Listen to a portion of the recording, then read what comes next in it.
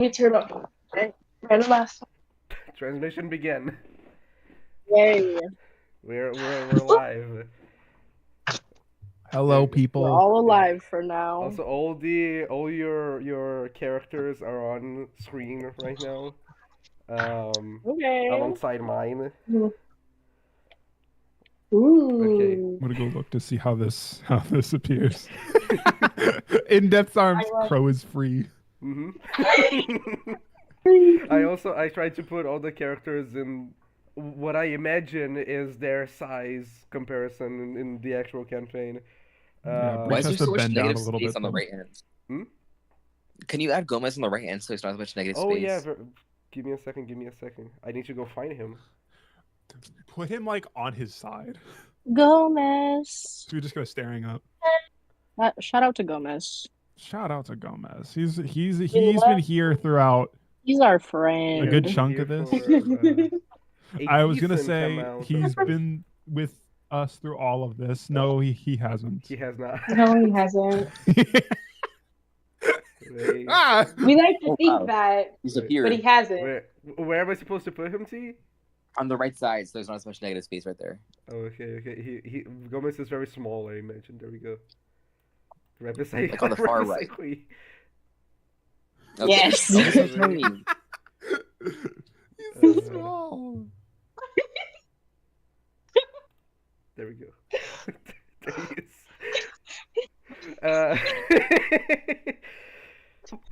Okay. I'm sick. First thing. Nice. I think I theorize that this is the final step before my death, since the Oh campaign is no. done. Yeah. So yeah, today we're gonna do a little analysis on the in-depth arms. Uh, I'm not just gonna talk about lore. I'm also gonna talk about the whole process of making it. Um, I think we have everyone here today, my wonderful players that I met, because of this campaign. Look at them. Yeah. How Look fun. at us. We're Yeah, incredible. look at that. Wow, First we thing, made it. this is going to be about at least 1 hour of me rambling to all of you, as I explain the story. I am so obsessed. Um, First thing that we're gonna talk about. Oh, transition. This Nice. is so good. The first thing I want to talk about it because I want to share. Don't mind Cora there. Okay. I'm minding her. Well, the beginning of In Depth's Arms. The reason I first began playing D&D, I'm pretty sure it was 3 years ago, because I was really interested in the concept, and while I was playing with some of my friends, I really wanted to DM, and I had the first idea, and the first idea for In Depth's Arms was going to be a big race towards a MacGuffin, which would be the Sphyrex, is something that survived. And it was basically going to be your characters with the Sphyrex trying to get to a certain location while a bunch of other freaks try to get it from you. Um, Out of all of these are all villains that would have been present, including the Korra one. I'm going to explain it. The only one that made the cut was Vandrin, because he was Oh the my first, and he god. was the first boss that you guys fought. Um, I had the first one was a snake lady. There was the it was the Horde daughter. That was the name of this thing. There was the cleric beast. The bestial cleric. Bloodborne? Sorry, that's from cleric beast is from Elden Ring. There was the spirit of calamity, and there was this one character that was never named. She was going to be a stone wizard. And I'm using Korra as the design base here, so you can imagine what it would be. Um, this first concept, in this first concept, by the way, Harold still existed. He was also going to be part of the one of the groups that would be against you or with you, depending on what you did. Vandron would be there also. it was going to be just a one big race with this MacGuffin. Mm. It eventually it didn't make the cut because I wanted to do something a little bit more different. And then we get to the next part. I played a D&D campaign. It was probably one of the best ones that I had. It's the one where all the old hero characters come from, and where the base for Acheron came from. This is the reference, and this was Garl.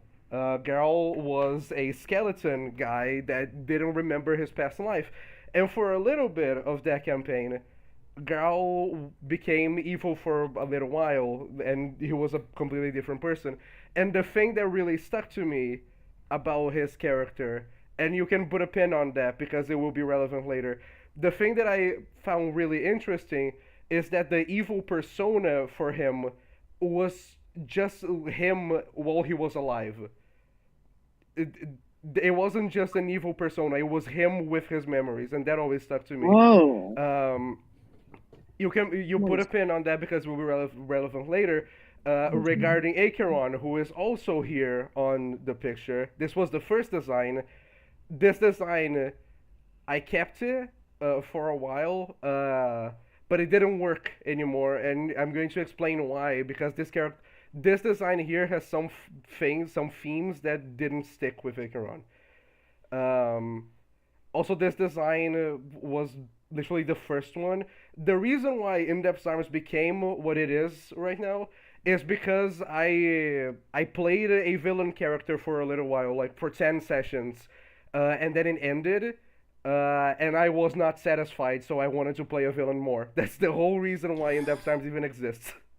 Because I wanted to have some fun. Okay. How we met? How Oh. we, French fry.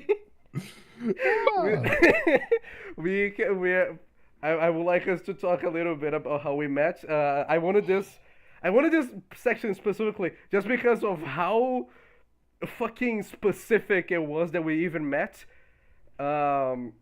If In-Depth Arms the only reason why it existed was because I wanted to play D&D one day. For some reason, all of us went to Reddit. None of us use Reddit, and we went to Reddit. We went to Reddit and we found a group that was weird because it was just for people under 18. I'm pretty sure. Yes. It was like minors only, LGBT friendly. Yeah. Yeah. Mhm. You had to put your pronouns in the thing you filled out. Yes. So cute. Fucking vocal rolls, their pronouns, their he, she, we, they. Exactly. And we were all looking for groups in the Reddit server. I remember that I joined the server because it sounded weird, like it sounded sketchy. And up until I actually entered the server, I realized it was like 1,000 people in the Discord server. So many people. It was like 1,000 fucking people, and they were creating groups, and they were like, "Hey, we need more DMs. We only have players." And I thought to myself, why not? I did the most impulsive thing ever, and I just decided, no, I'm gonna play D&D with people that I never played before. This is my first time doing it. And then I created the group. These fuckers all joined, including French Fry, who we don't know who is. Yeah, French we don't Fry remember. joined, never said anything, and then left. We think it was the person who created the server. Yeah, we I think it was suspect the person it's who... the person that created it. But we have we don't know. Yeah. So if you're out there, French Fry, know that we appreciate Heart you. emoji. We appreciate you. We Heart appreciate you. One of the Without 40 you. people that will see this video. Yeah. Yeah. Out of the 8 billion that exist in the world, just know that we appreciate you. Also, side note, if you're not only for French Fry, Caboose, we miss you. Oh. I don't miss you that bad, Friend. actually. Anyways, Having another but yeah, all of us meeting really was a very specific situation, and we have been playing for almost 3 years now. I would say, don't talk to strangers online, but I broke that rule many times. Yeah. Don't talk to strangers online. Then how the fuck would I have met these idiots? Don't do it. Yeah. I am convinced that this was divine intervention. And you cannot change my mind. And you will not change my mind. Anyways. For next thing, the cool transition. Oh wow. Just so you know, I put a random in every single one of the transitions. So this is a journey for me too. Okay. Characters. Yeah. One thing that is very important for In-Depth's Arms is the characters. The whole story is told through the characters mostly, and a lot of the themes of the story are within the characters themselves. You guys are gonna notice that most of the focus on this, for example, will be on the villains, because they shape a lot of how the story goes.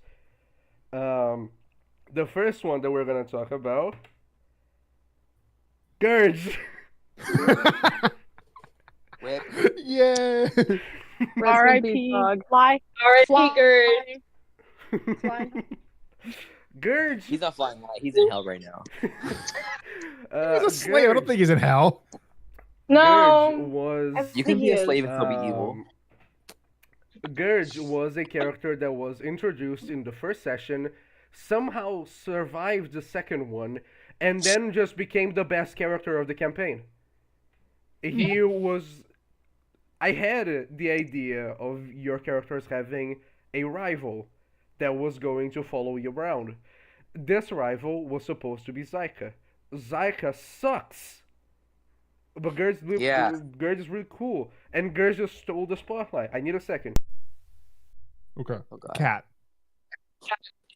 I fully think it's the cat.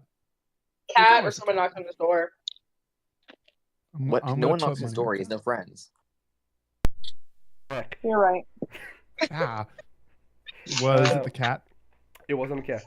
It was my sister. Damn it. He does that for. Anyways, Gurge was not supposed to survive the second session, but he did. And his design was cooler than I expected, and then his design changed a lot as time went on, and he just became really cool. And Gurge is a really important character. So first thing, Gurge shaped this campaign. Like, he was a really big, like, a turning point because Leora decided to kill him.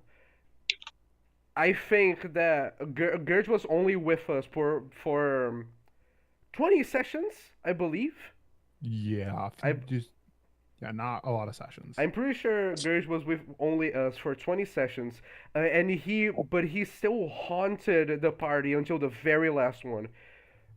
Yep. Gurge was a really fun character to play. As you guys kind of went along with it, and he became more of like the party's rival. I started to hint at the idea that you guys could possibly redeem him and bring him to your side, and there was a possibility. Gurge was going to have his own character arc along the same way that each one of your characters had your character arc. Gurge would have his. It's just that his would be a single part instead of two, like all of you had. And his whole thing was going to be centered around how he was a slave. That was the storyline that I created for him. And it was going to focus on you guys freeing the other slaves and helping Gurge just settle that part of his past.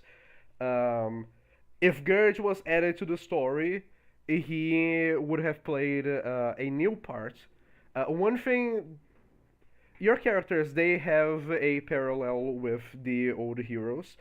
Parallels and cycles will also be something that we will touch upon a bit later.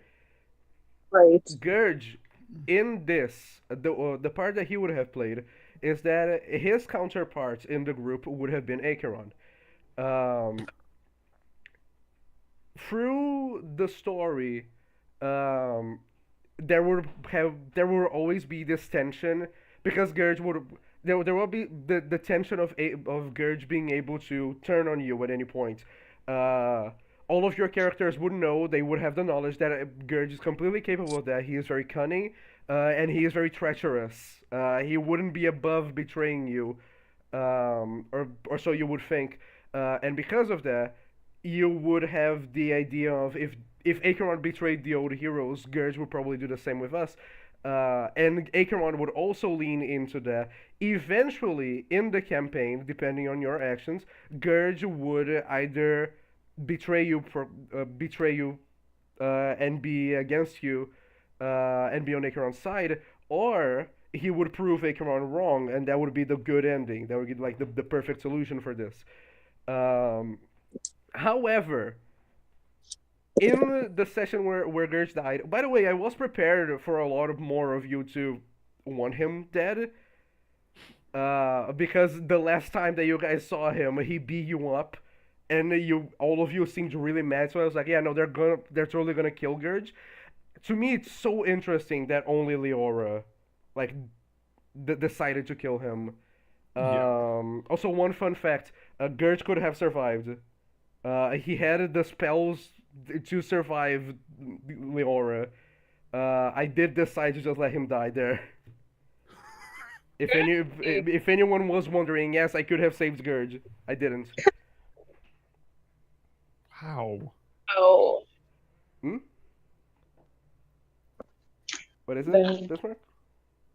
Oh no, I just said wow. Oh, okay. For you as how? Why would I ask you how? You're the DM.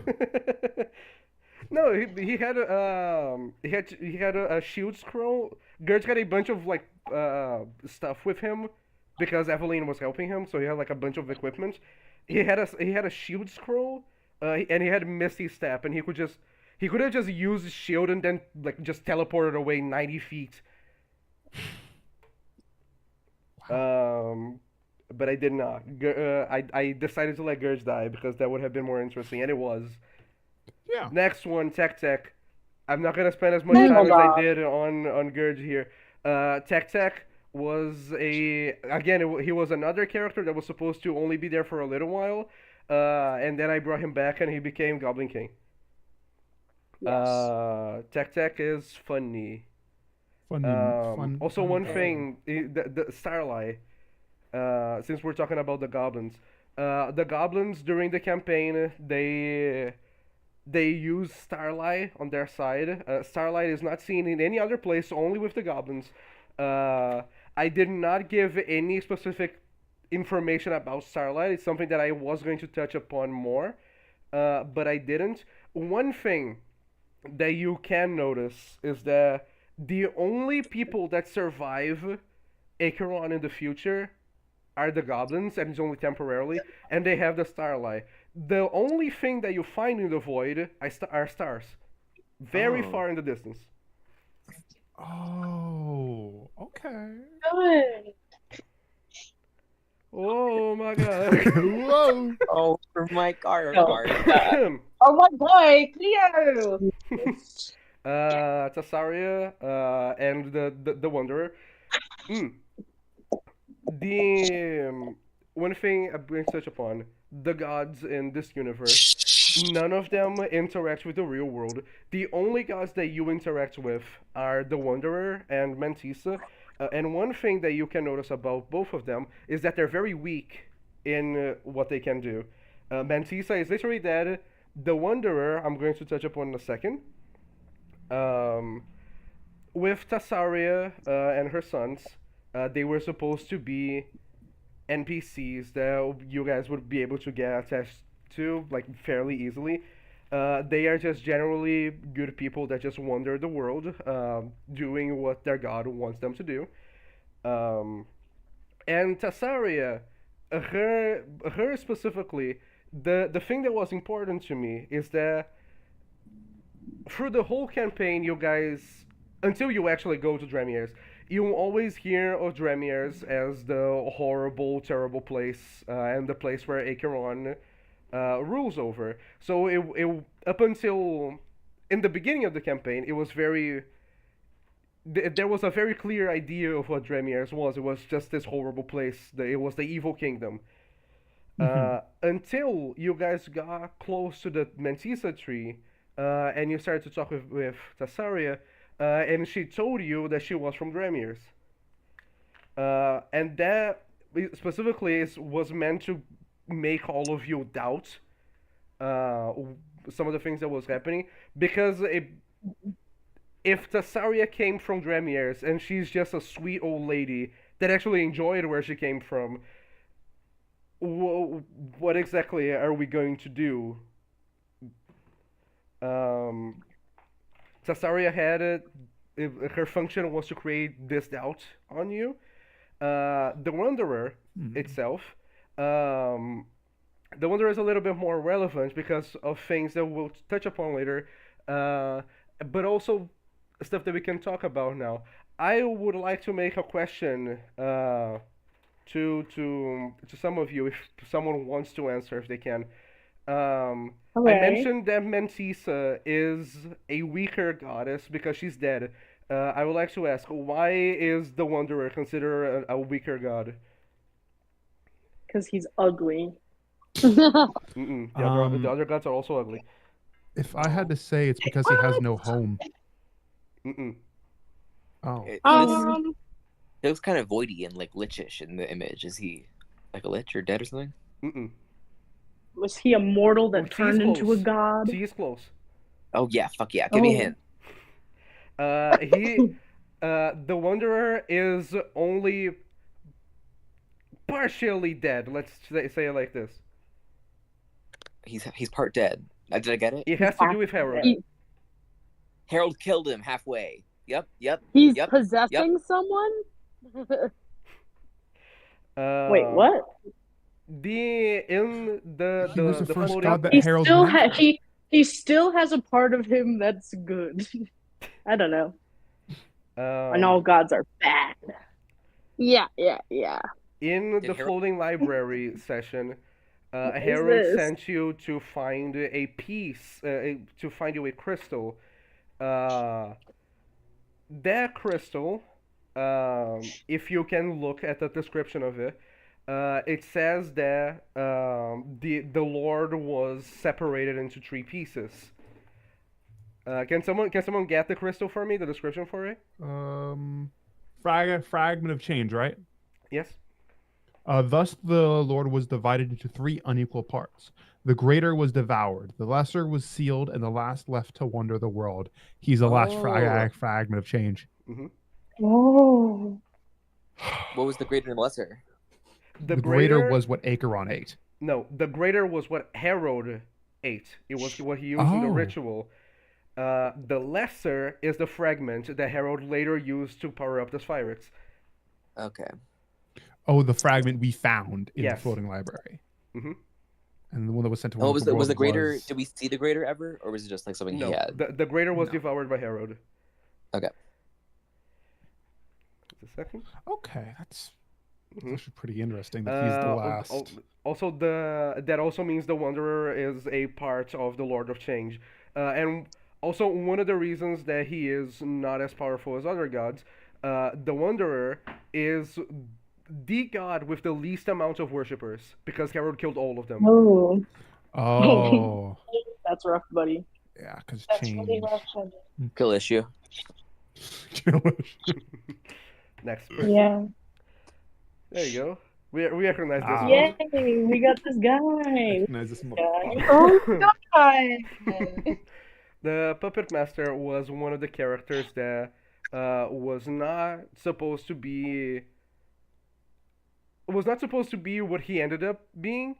But I ended up really liking him, and he works really well as an opposite to Mentisa.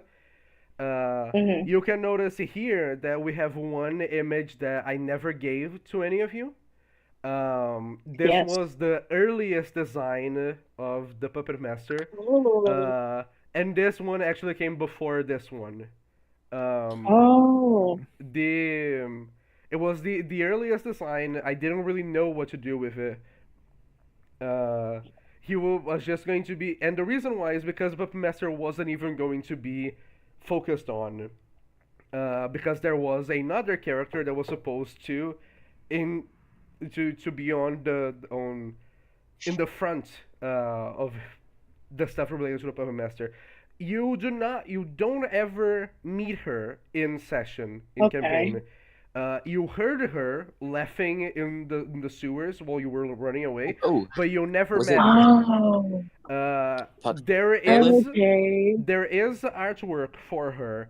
The Demon Dancer um, was supposed to be a worshiper of the Puppet Master, who didn't have that name yet. Um, but she was supposed to be a worshiper of him. Um, and she was going to be like the main villain when it came to the demonic stuff. Problem is, you guys didn't really meet her, so I never had the opportunity to, and I changed him to be more to be more present, less than just being something in the background that gives a certain character powers. The puppet master is an active threat, and so he became a hand that can actually do things instead of just a blob of an eye. Um, the puppet master was a really interesting one, especially because of the parallel with Mantissa. Um, Mantissa and the Puppet Master make an almost perfect mirror of Kui and Anais. Also, we have Anais here in the Puppet Master form. Design wise, Puppet Master is the most eldritch character in the campaign. Um, and one thing that I also kept very consistent with the Puppet Master, he's very childish. He is very petty.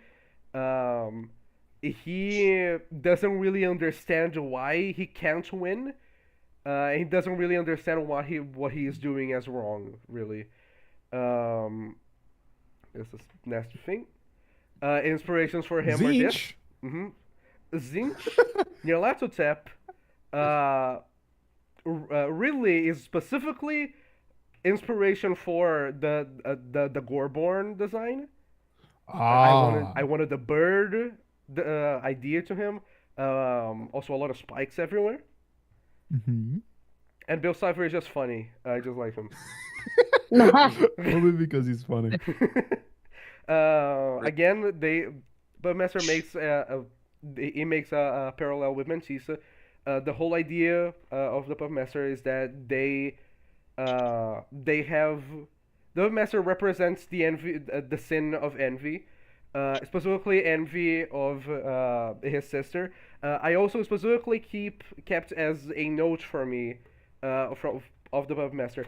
Puppet Master doesn't identify as a male like Mantissa identifies as female. He just does it because Mantissa chose a gender. That's actually really funny. Yeah, Petty motherfucker. he doesn't really understand the concept of it. He just saw her doing it and thought it was neat. Wow. But Master also has the problem that he he is very envious. He wants to do what she does, but he doesn't really understand how. And because of that, the Puppet Master can only make copies and very distorted creations. All of his creations really are based in something that Mantissa already did, and it's very rare for him to do anything that's his really. I don't think in any moment of the campaign he does something that's completely original. Just a second. Next one. We have the Triarch, and alongside the Triarch, I'm going to talk about the whole Warforged. The Warforged were a bit of a mess in the beginning for me to figure out what to do with them, because I had some ideas that didn't really work. The Warforged, the original thing, this was probably the only thing that I retconned because I retconned how the world worked. The idea was that the Triarch at some point were able to destroy the whole world, and that's something that you guys had. This was the information that Breach found, and that was retconned because it didn't work.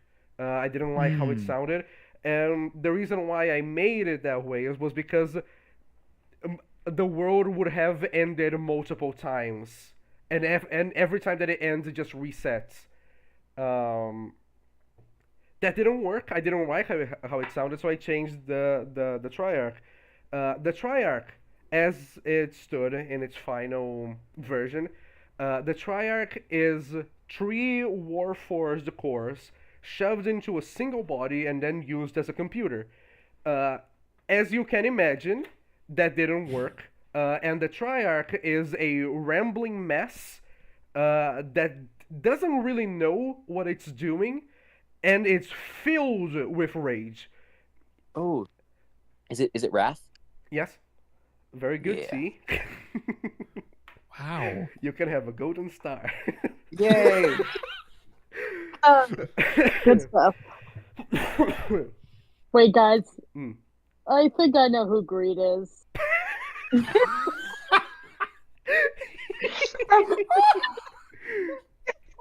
um,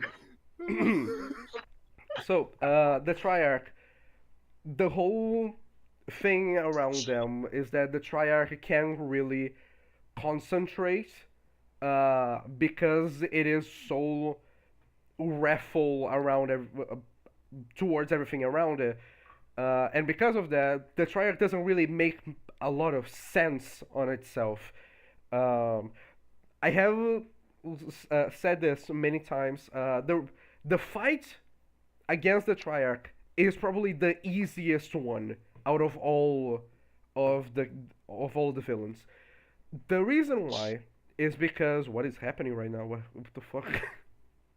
Anyways, the Triarch is the easiest boss fight because the Triarch is not designed to fight. The Triarch is three minds stuck in a single body, and they don't really know what to do. And they are just meant to coordinate things around them. Um, all of their creations are very deadly, but the Triarch itself is not that coordinated at all. During your fight with it, the Triarch probably does more damage to itself than towards you. Um, by the end, one thing that you also notice during the fight is that the worst one in that body, you have the three masks. You have positive, negative, and neutral. Negative is very negative is very angry towards you constantly. He is probably the most aggressive. Positive is acts kind of nice, but it's still trying to destroy you actively. And neutral acts as a computer. It just states facts, and it just continues talking about data and how much energy they are all utilizing. And in the end, the one that destroys the other two is the neutral one.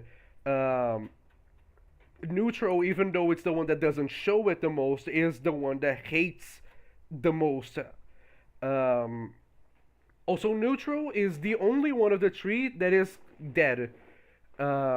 Because Breach specifically chose to kill it. Negative and positive are still alive, and I'm gonna get to them when we talk about the epilogues and stuff. Ah.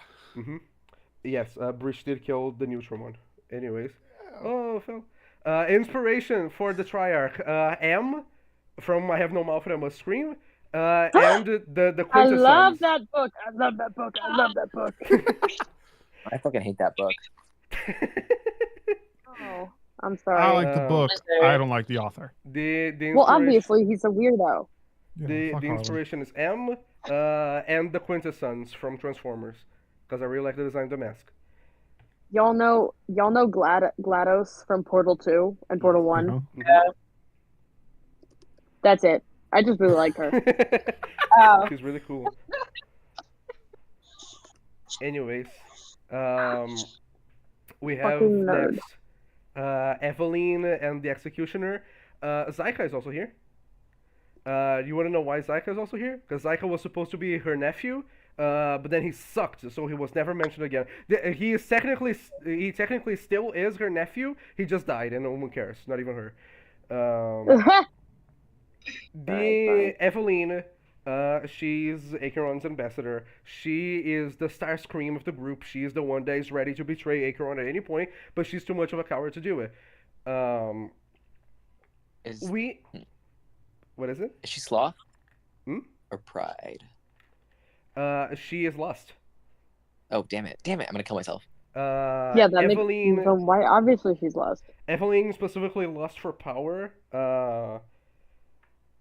While I was making her, I really wanted there to be a vampire that you guys would be able to fight. She was probably the only person from Gremiers that you could coerce into helping you, because she would accept betraying the others from Gremiers. Again, she's a coward. We never got to her backstory because Armin killed her, which Right. So which is fine. I don't mind. It made a lot of sense for Armin to kill her. It's just something that could have happened if you didn't. Um, if you didn't kill Eveline, you would get more of her backstory. While Dremier's was still, it was all separated and it was still getting their things together before Acheron unified everything. The vampires had their own little reign there, like they had their own portion of Dremier's that they were taking over, and eventually Acheron got to them and killed everyone. Um, and as Acheron kind of took control, some of the vampires that survived and were serving him, they began to conspire against Acheron. And eventually, each one of them died while trying to usurp him. No one could do it. Eventually, that got to Eveline's mom. Um, After Eveline's mom died, Eveline became extremely fearful of Acheron, and also very hateful of him. And she always desired that power, that thing that was never achievable for her, because how would she ever be able to defeat Acheron? Um, the Executioner, first, the first concept of the Executioner was not going to be a Dragonborn. The Executioner was going to be simply a single soldier of Dremiers. And at the beginning, that was meant for you guys. If you fought Eveline, it would be, oh my god, this is just one guy from Dremiers. How are we getting fucked so hard? But that never happened, and the Executioner was created. The Executioner, in particular, was created to be very big, very menacing, and because Armin was a character, I also wanted him to be a sword mage like Armin. Um, it is sort of implied that the Executioner is her sibling. It is never confirmed, and I'm gonna let you think what you want. Oh, Um, What do you think? the Executioner has a parallel. I forgot to talk about the parallels. The Let's go back to the Trier just a little bit, because I forgot to talk about this one guy. The Destroyer was meant to be, with all of the characters, all of the villains in this campaign. There is usually a smaller villain that is a parallel to one of your characters, while the main villain is an issue.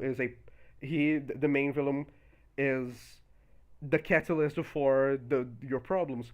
The Destroyer is a parallel to Breach in the sense that they are the same character, except that the Destroyer has a different model and he woke up later. That's it. mm-hmm. Uh, you could literally write the same story for Breach as he has it, but with the Destroyer. It would be the same thing. It's just that Breach would be a little bit bigger, and meaner looking. Right? With the Executioner, instead of being a parallel towards Armin specifically, which also he also is, the Executioner would be Armin if he was freed when he was a child, unlike Armin. Like Armin, sorry. But the Executioner also works as a parallel to Crestal. Crestal as a weapon. As he grows, he becomes more than just a weapon and becomes actually part of the group. Something that never happened with the Executioner. The Executioner is just a weapon, and that's it. Whoa. Here we go. Greed is a very interesting case in our little analysis today, because Greed is the first character ever designed for this campaign. Greed Whoa. was Wow. a super old idea that I had. That was the demon merchant, and his initial name was Lucrum, and then it just became Greed because it sounds better and just works better for him. Like the storage, like storage found out, greed represents greed. No way. Yeah, you guys. How did I figure that one out?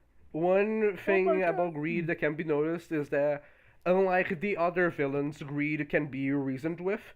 He is a lot more.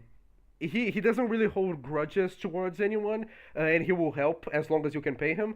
He also, as the campaign goes along, he actually grows attached to all of you, especially Cherry. And he is also not bitter at all from you stealing from him. He actually really likes it. He thinks it was clever. Damn, I didn't know he was killed like that.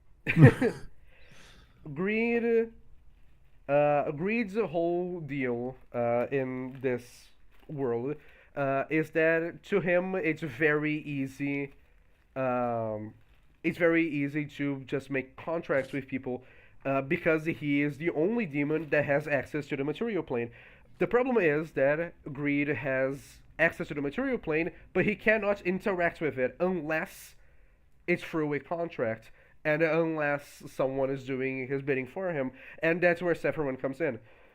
Sephiroth made a deal with Greed so that she would that she would have a better life outside of Eingolf.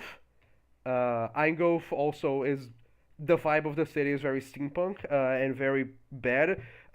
In the Gurge character arc, the place where you would find the slaves would be in Eingolf. So you can imagine what life there is. And it's one of the reasons why Sephiroth wanted out. And her way of getting out was Greed. In looking for a better life, Sephiroth works under Greed, and eventually, Greed creates a plot to get a newer one. The thing about Greed is that he needs people to help him constantly, and you can only keep someone working for you for a limited amount of time. In the campaign, you guys already found out that Sephiroth was plotting to get out of the deal with Greed. She was already on her way there. That means that Greed needs to change his second in command constantly, and that's where Cherry came in. Cherry was first created because her mother made a deal with Greed, so Cherry will be born. That's why she was also born a tiefling. Cherry is not really his daughter. Cherry was created out of ritual. So she's not really his daughter. It's more symbolic thing. Just a sec. And then Greed, after Cherry was born, he basically forced her mom to get away from her, and eventually he got her mother killed, which forced Cherry into the contract, and then Cherry was on her way to become his new second in command. All that she needed to do was kill Sephiroth. The plan didn't work. Um, the plan didn't work because all of you found a way around um, the deal, which was to open a port, which was first of all just pure raw luck. You just won a game against him, and then you found a safe way of returning while still stealing from him. Um, Yeah, I literally beat which, him in blackjack, and I was like, "Damn, wait, guys, I won!" And you guys like were in the midst of stealing, and I was like, Mhm. "Shit." he thought it was clever though. He liked it. I just loved that, like, when we opened up the portal and he saw it, this was just his entire face, just like looking down at the portal. Okay. Next one. Oh. Varys. Woo. Yeah. Yay. Varys is the only one of the villains, where she is in the first fight and also in the second. Apart from Enes. Enes is a different case. We're gonna get to her soon. Wait, mm. wait, I want to know my paralleler. Is he It's my paralleler? It's It's Sephiroth. Sephiroth, isn't it? Oh, obviously. I did delay. Wait, let me take a sippity sip of water. A I sippity never sip noticed that Varys had ram's horns. She has. and a fucking cat tail. No, this is a little like a hanging thing. Oh, it's a little hanging thing. I was Yes. lying. Why? It's not It like a always belt. like, oh, it read his hair for the first time, and then I never looked closer. So Varys, she parallels Leora in the sense that they have basically almost the same origin story, much like the other ones. Varys was a child a sorceress child that accidentally killed her own grandpa with her magic, and in her confusion went towards the woods, and then found herself in the Feywild. After that, Varys somehow also found her way back into the material plane, just like Leora, and she wanted to go back. The way that Varys parallels Leora in the story sense is that Leora, through the campaign, in the very beginning, she believes that everything's a dream. This is not the real world, and she just kind of goes along with it, and that is an issue not only to herself but everyone around her because Leora doesn't take anything seriously. In the beginning, Leora, because she thinks everything's a dream, nothing really has consequences on her. She even has trouble to grow attached to the others in the beginning. I remember that was a thing. And with Ares, it's basically the same thing. The difference is that Leora actually, especially after Gurge dies, Leora has to deal with the fact that this world maybe is not a dream and that she needs to adapt to it. Varys is the complete opposite. She firmly believes this is just a dream. She firmly believes nothing on this matters, and she should just go back to the Feywild. Varys she represents sloth in she represents sloth. She, in the sense that Varys will not change herself. She will not deal with the trouble of adapting to a new situation. To the point that even after she's killed, she comes back as an animated corpse. As you can see in her other design, Varys looks horrible, and this was going to be the design that she would have had. This one looks worse, and I don't really like it. It's horrifying. Holy shit. The Varys also, one thing that you can notice in your first encounter, Varys is a very the way that I made her design, she's not really symmetrical at all. The only thing that's symmetrical about Varys is her horns and the hat. Both things she loses in her second form. Also, one thing that was always very important for her design, she has one normal eye and one eye that's just bulging out. That was always a thing, and that was always meant to represent that she was like only half in her state of mind, and when she goes completely crazy, she loses her normal eye. She only has the bulging out one. Um, Varys was a very interesting one to work with. Um, Let me see if I can think of anything else about her. Yes. When Leora learns that, yeah, this is totally not a dream, and I did kill a person, I did kill Gurge, Leora kind of deals with it, and she tries her best to kind of repent for that and be a better person. When Varys learns about her, she goes completely mental. She breaks. Um, there we go.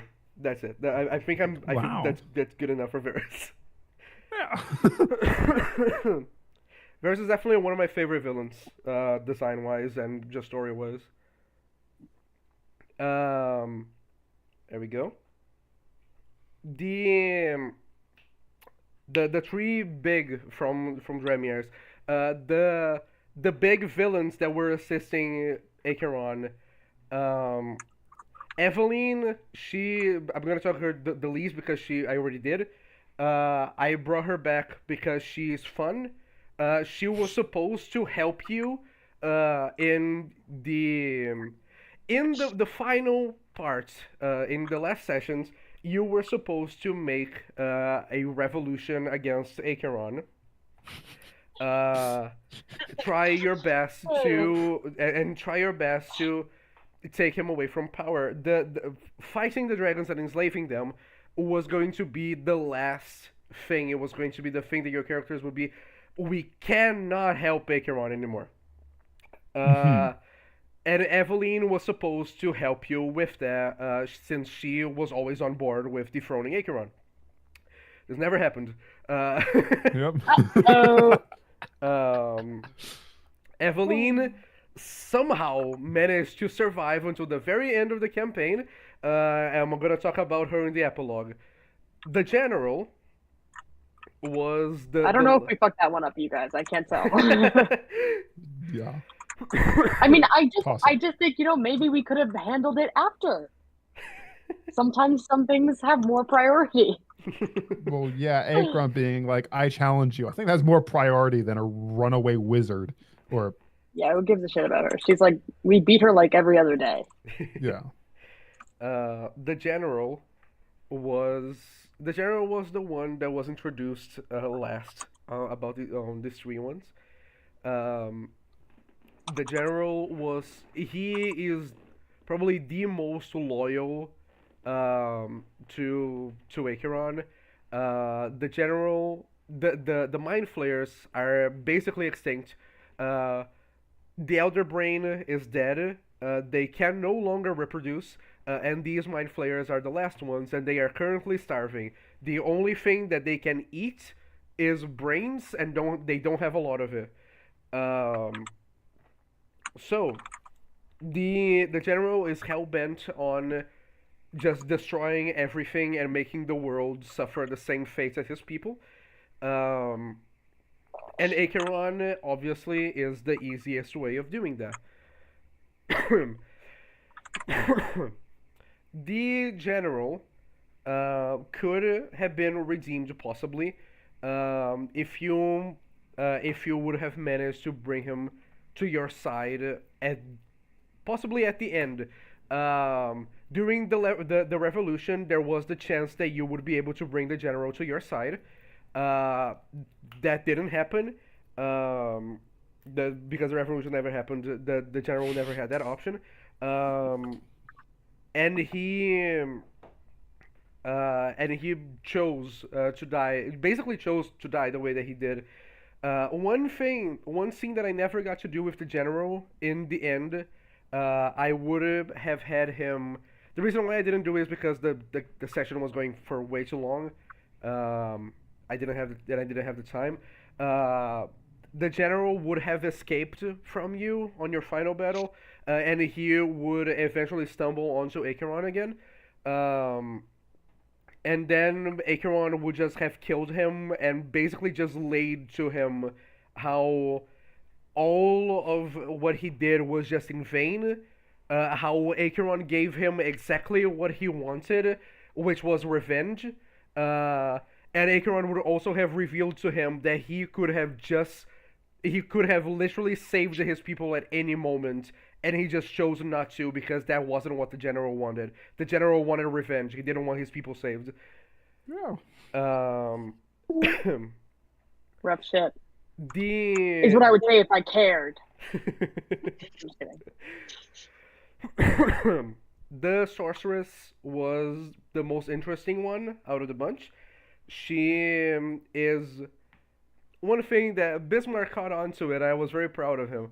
The sorceress wears a blindfold, and she is blindly loyal to Acheron. It is very fitting that the sorceress, after being brutalized by Acheron, is found without the blindfold.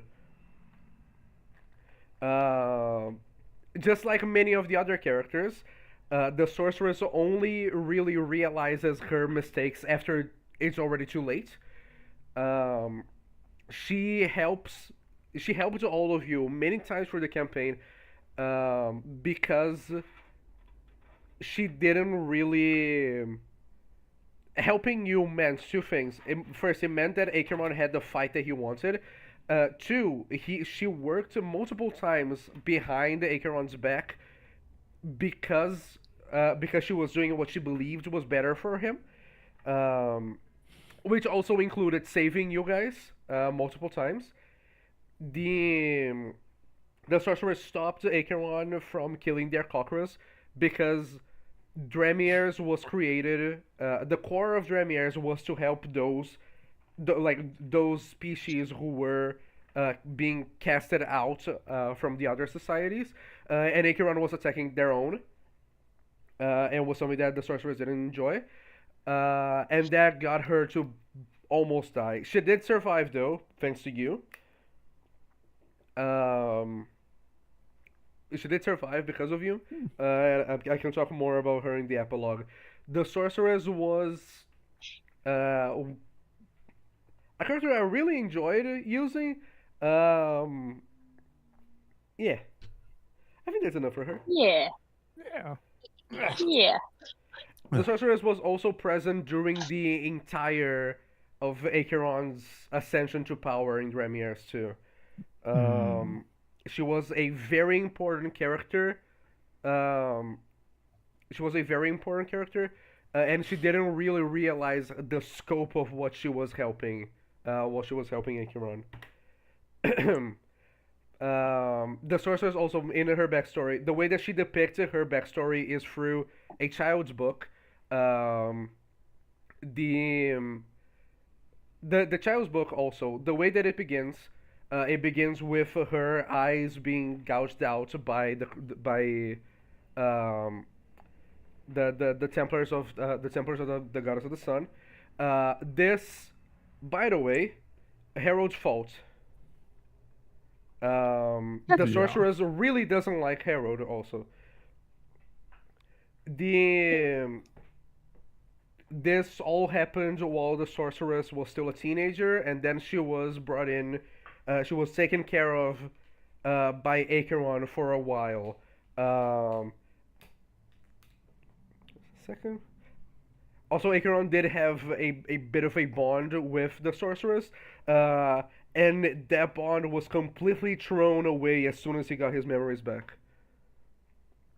The old heroes? Yay! Hey! The old heroes, they are inspired by the party of my old D&D group. Um, the old heroes, uh, they were the old party. They mirror your characters. They also mirrored much better than I expected.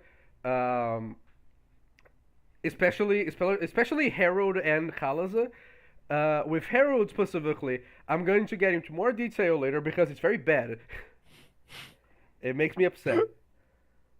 Oh. The um, now the beginning of the end.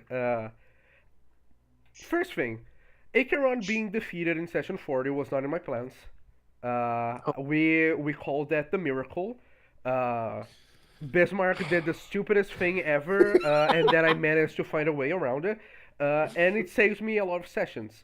The idea was that all of you would have, Acheron would have fought you in Reinhold, um, and in that fight, eventually, you would get to the point where Acheron would turn into a dragon and he would attack the city. And your characters would be able to choose to either run away and get away from the danger, or you would have stay and help people. Um, that was the thing that I had planned, but Bismarck breached through the Death Wish outside, like through the balcony, and he fell down the mountain, which ended up making Acheron fall. He was teleported to the base of the mountain. He took all of the damage from the impact, and then he was captured. You couldn't risk him dying because he would have just come back. And then that started the second season, which began with Acheron being transported to Crystal Maw, where he would remain until he was eventually freed by you.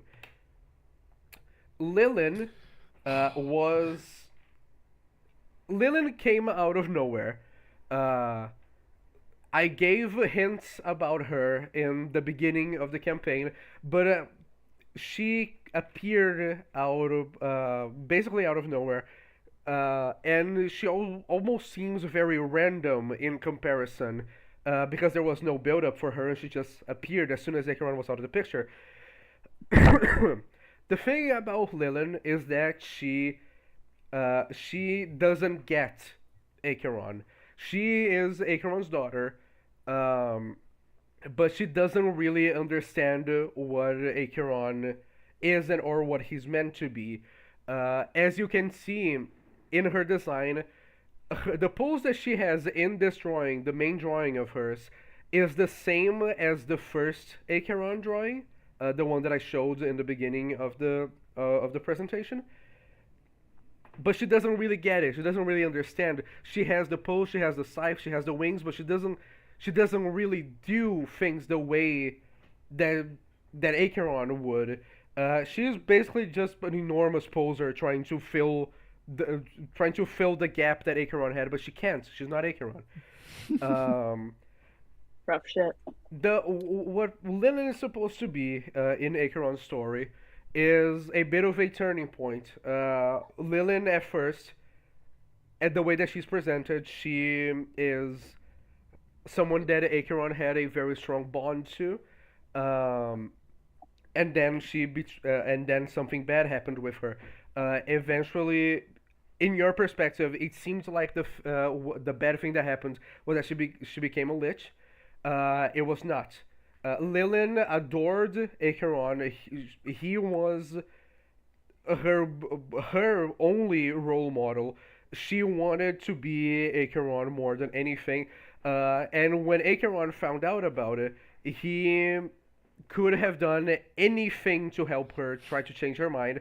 But the choice that Acheron made was, this is not my daughter. I'm going to kill this thing. The first thing that Acheron responds with is violence, because that's the only thing that he really understands, and that only makes the problem worse because now she hates him. Um, Eventually, Acheron brought her downfall. The only thing she could base herself on was on Acheron, and that caused the heroes to kill her. Um, Lilin was Lilin in the story. She was supposed to be overall what she represents into the story. She was yet another turning point for Acheron. It was a confirmation that Acheron cannot be anything else than what he already is. Um, though it wasn't as big as of a confirmation at the moment. Um, Mm-hmm. One thing that was also very clear is that Acheron didn't care at all that she died. When you give him the information that she died, the only thing that he asks is if it was fast or not, and he hopes that it wasn't. That's the only thing that he has to regard about it. Um, Her design, specifically, she is meant to mirror Acheron. She is also very feminine in her appearance in comparison to Acheron. Acheron, I would even say that he is very androgynous. If I told you Acheron had a feminine voice, you would see him as female, and there would probably be no mistakes about it. She, however, is very feminine in her design, and that is something that she wants to portray, in comparison to Acheron, who wears a very aggressive, wears very aggressive clothes. Hers is very she wears clothes that are much more gracious. Even she looks like a saint almost. Mm. Just a second.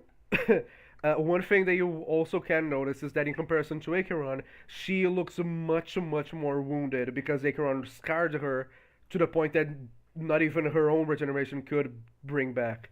Um, yeah. I believe that's it for Lilin.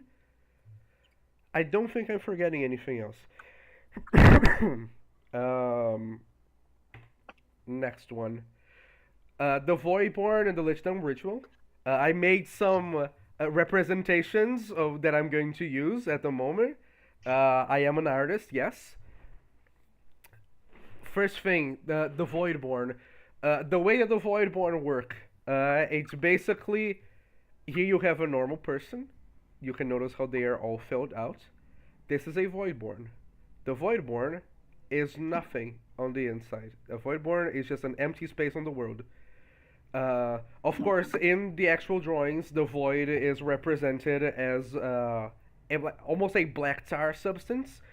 But what it would be, what it is basically just empty space. It is the same as looking at this. The Lichdom ritual, the way that you can imagine it is that here you have a sea of void. You have everyone who's alive. They're on this little boat, very above non-existence, and here you have a lich. The phylactery hangs the lich just above the void, just kind of dipping him into the void. And as such, the lich is half void, half a living creature. Without the phylactery, the lich falls into the void, and they basically just stop existing. They implode basically. In Death's Arms, the rules for not just the rules for liches are different. The rules for phylacteries are also different. In particular, the phylactery needs to be something that can hold something inside of it.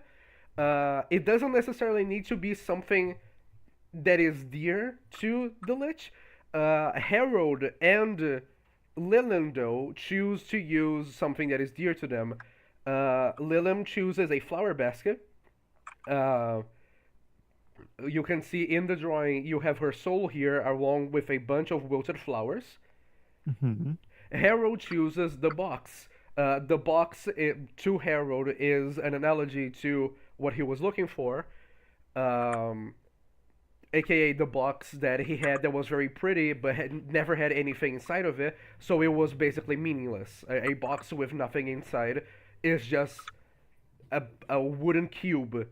But not only does Harold eventually find something to fill his life with, he also finds a use to the box, keeping his soul inside of it. Hmm. Next one, the Kalaza conspiracy, Harold's betrayal, and the Acheron redemption arc. Uh, um, I always knew it was a fucking joke. the Kalaza conspiracy. No, you didn't. The Kalaza conspiracy was. I built on it since the very beginning of the campaign. Kalaza is always referred to as someone who was very important and then just suddenly disappeared. Every time that you ask someone about it, they just say Kalaza went insane and disappeared. That's all that everyone always says. Acheron says that, Harold says that, anyone that you ask will say that because no one knows what happened to him. Um, Kalaza found a way to get out of the cycle. At first, he was the only person that figured out the cycle. He was the first person that realized that everything that they did had already happened before, and he realized that his time was ending. The cycle was going to repeat itself soon, and he didn't have anything to stop it. Um, in particular, the what was happening was when the old heroes got together, they all fought against Dante, who was a big bad guy. Eventually, Dante was replaced by Acheron, and then all of them died. That's basically it. And Kalaza figured out that, hey, Harold pretty soon will just take Dante's place, and then Acheron's going to come back and kill both of us. Um, which is something that almost happened, but Harold beat Acheron to it. Um, eventually, Kalaza figured out that the way that he could stop this from happening was simply to just alert all of you. The only reason why the TBD is able to break out of the cycle is because Kalaza gave them the information too. All of these cycles, or everything that happens during the campaign, all of it happens again and again because no one knows that it's happening. Kalaza was the only one who managed to figure it out, and then he told you about it. Um, I wish he knew that we succeeded, you know? hmm Yeah. I wish he knew he did that. What's the afterlife like in this world? The afterlife in this world, it doesn't really matter if you're a good person or a bad. It's kind of like Hades. You like doesn't matter who you were. You're kind of just sent to the same place, and then you can stay like in. You have like the land of the dead where you can stay for a little while, and after you're sick of it, because you will be eventually, there's nothing there. You were to throw yourself into the vortex of souls, and your energy is recycled to be used again to create something else. And then you are also added into the cycle. You become something else, and eventually that something else becomes something else. Um,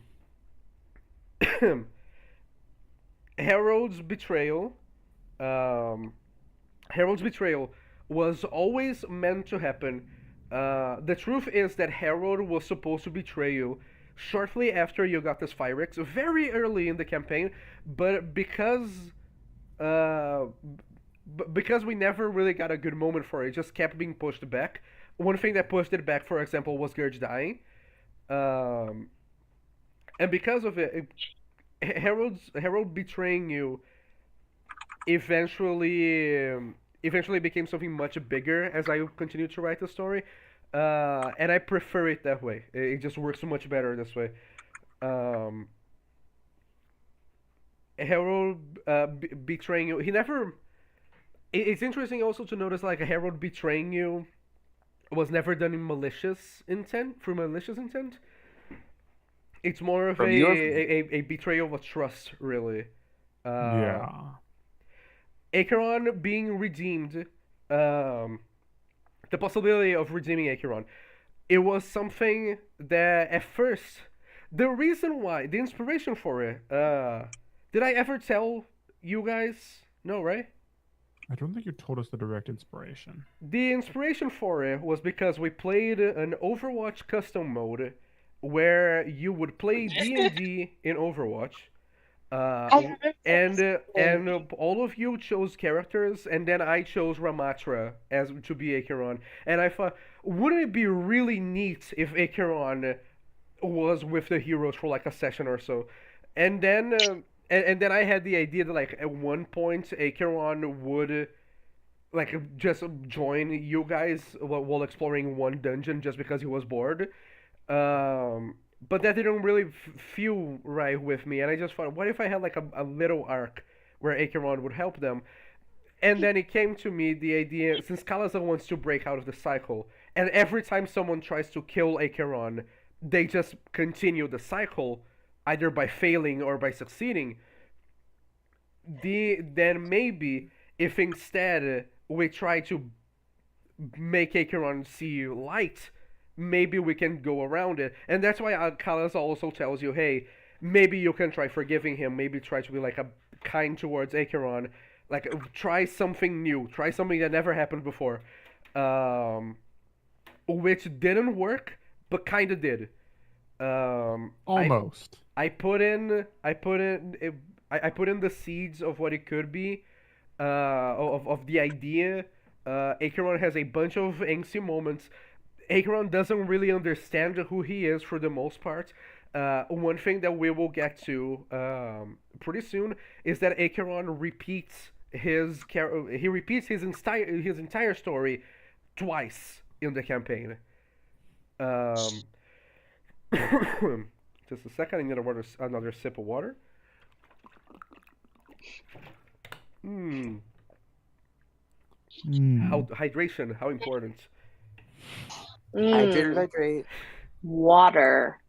And now we finally get towards the big bad, the evilest man alive, the one who made all the problems in every person's life in this campaign. Um, Acheron was a very important character. He's the only character I'm gonna show. I'm gonna explain the reasoning for the references for it. First thing, main inspiration for Acheron, Lucifer. Specifically not the devil from the Bible, the devil from Paradise Lost specifically.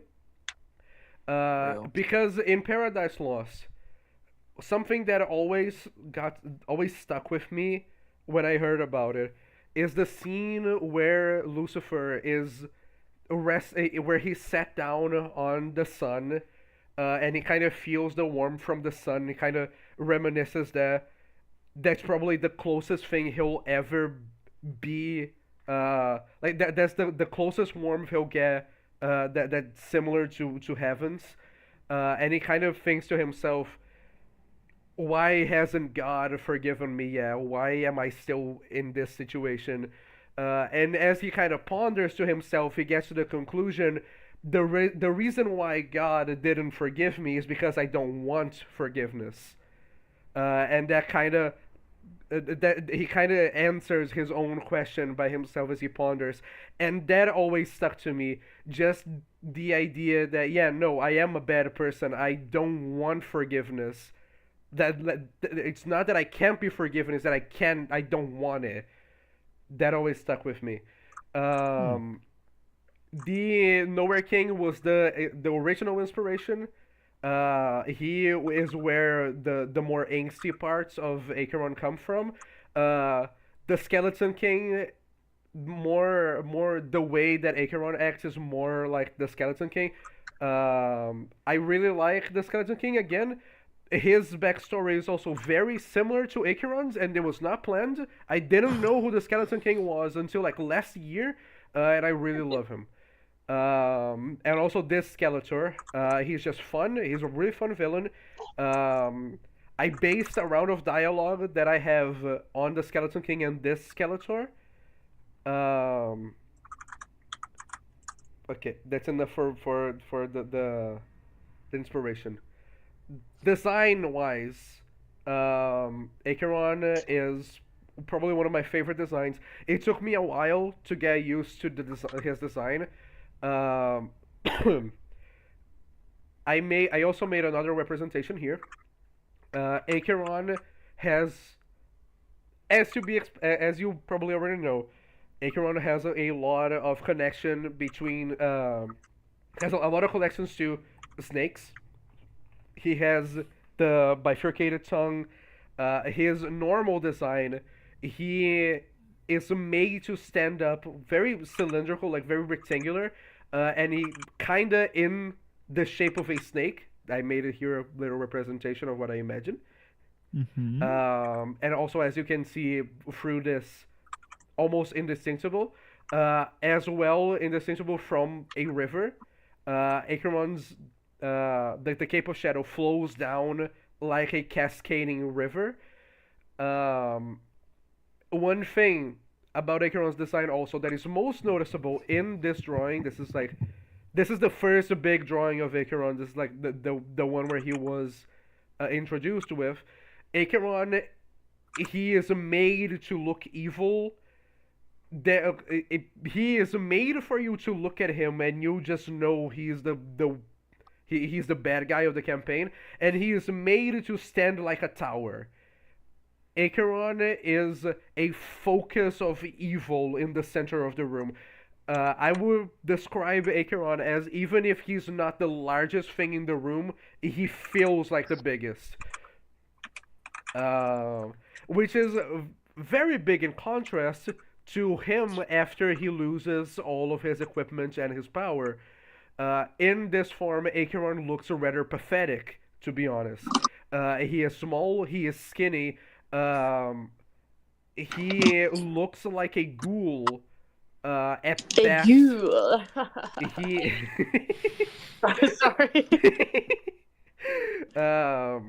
Acheron looks like just a generic skeleton monster that you guys would fight. That you guys would fight in a cemetery while you're level 4, maybe. Level And 4 is generous. this, yeah, this Acheron design is probably his purest form. Here you can also notice some more of the gluttony parts of his design. Very often I see gluttony being depicted as either a monster, like an animal character, or as a very fat guy. Those are like the easiest choices. Um, I Acheron represents gluttony in the sense of that he looks famished. He looks as if he was starving. One important detail about Acheron is that despite him being a skeleton, he still has a throat. That is one part of his character that you can still convey as he would reasonably be able to eat with it. And also, his quote-unquote stomach, his inside, is just a black void that just takes everything into it.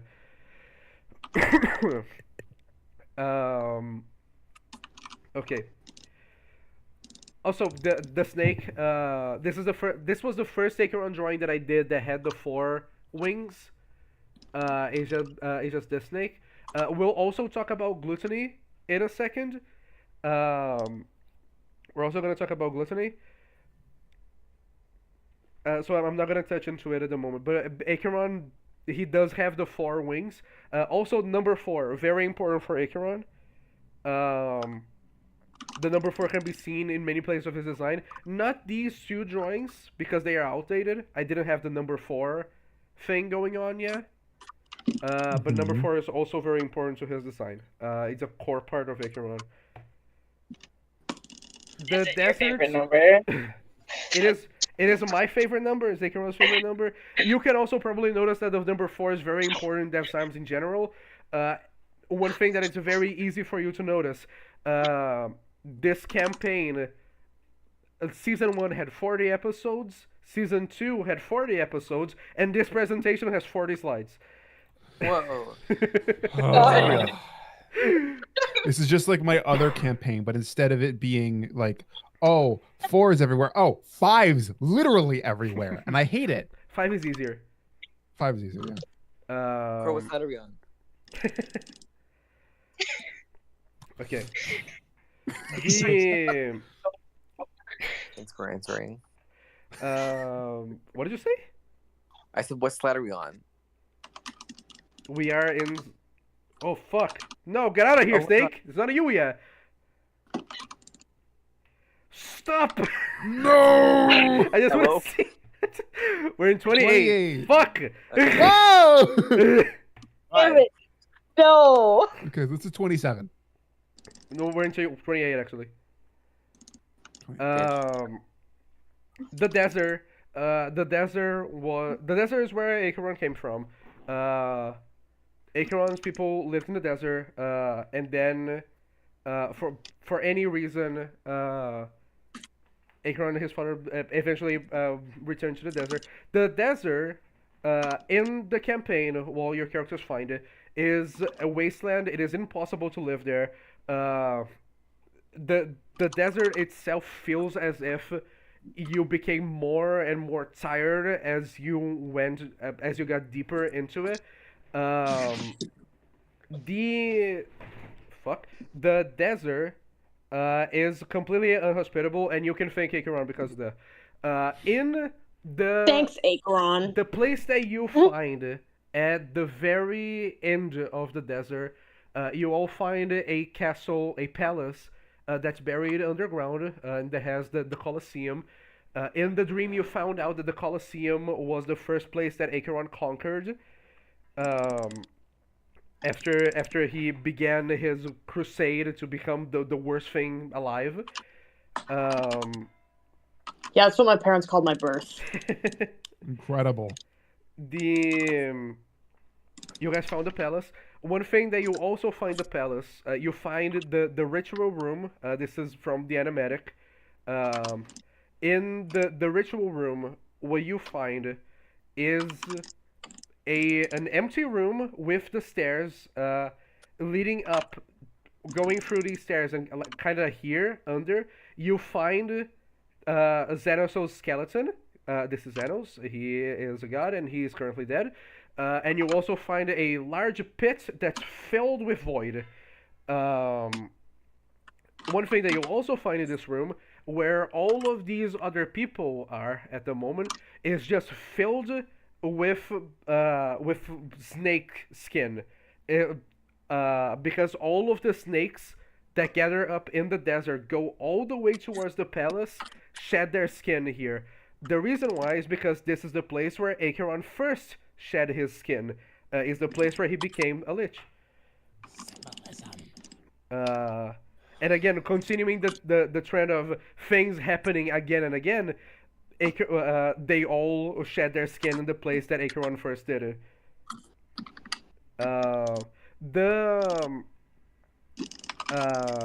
The tornado is not original. It's not mine. The tornado is from Central World.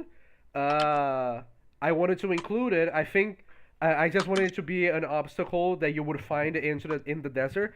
The tornado doesn't really need much explanation. It's just one of the side effects of Acheron corrupting the entire desert. Next thing, the snake. This is gluttony.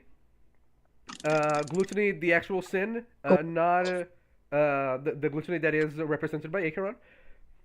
This is the only drawing that I have of gluttony. It was initially going to be something else. Also, it's a very bad drawing. This is a very early one that I had saved, and I'm only using it as a representation of gluttony. Gluttony, unlike the other sins who have their own quirks to their designs, gluttony is represented as a simple white snake that is enormous.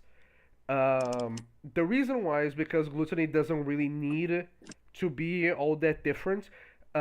Gluttony, the only thing about it is that it swallows.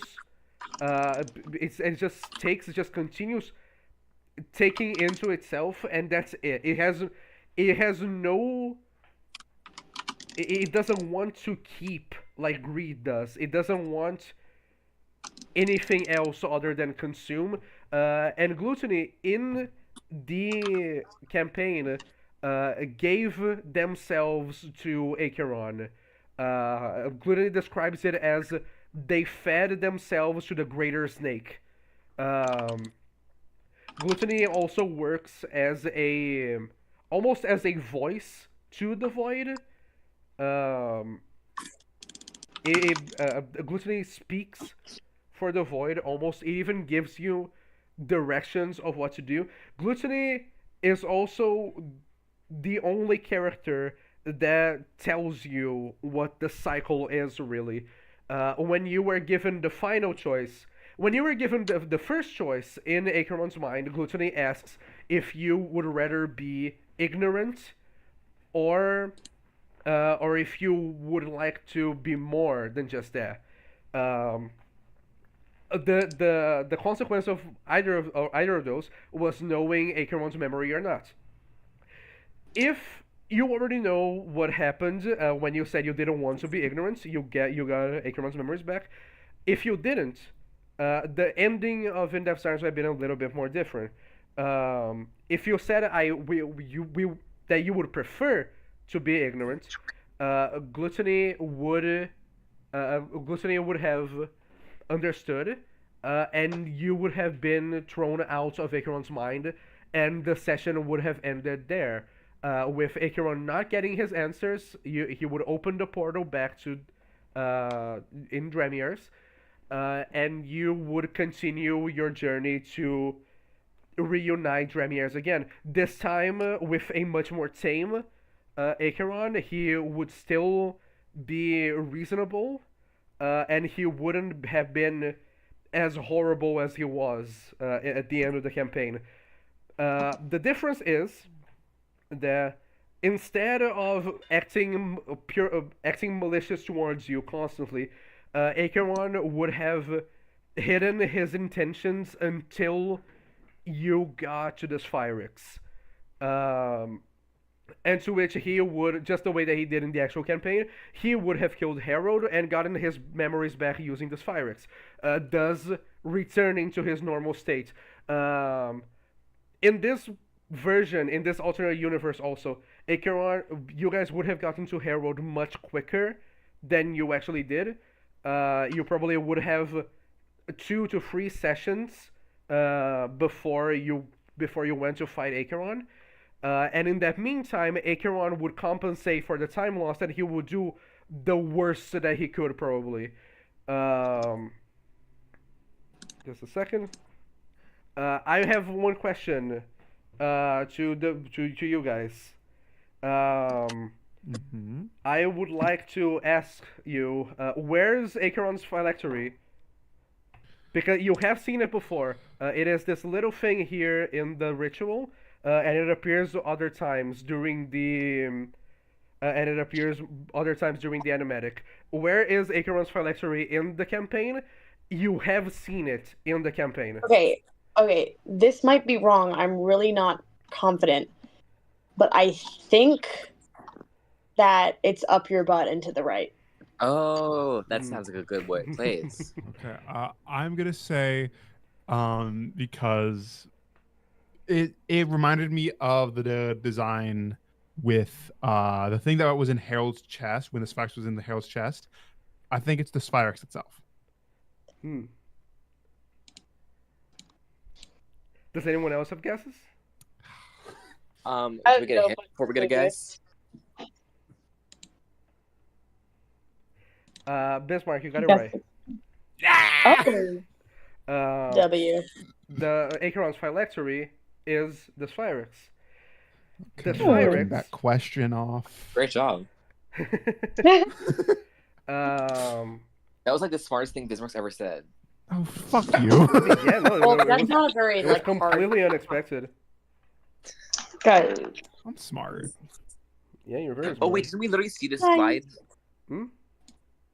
Yeah, you did. I was kidding. I think we did. Yeah, you but did. I focused too much on the picture of the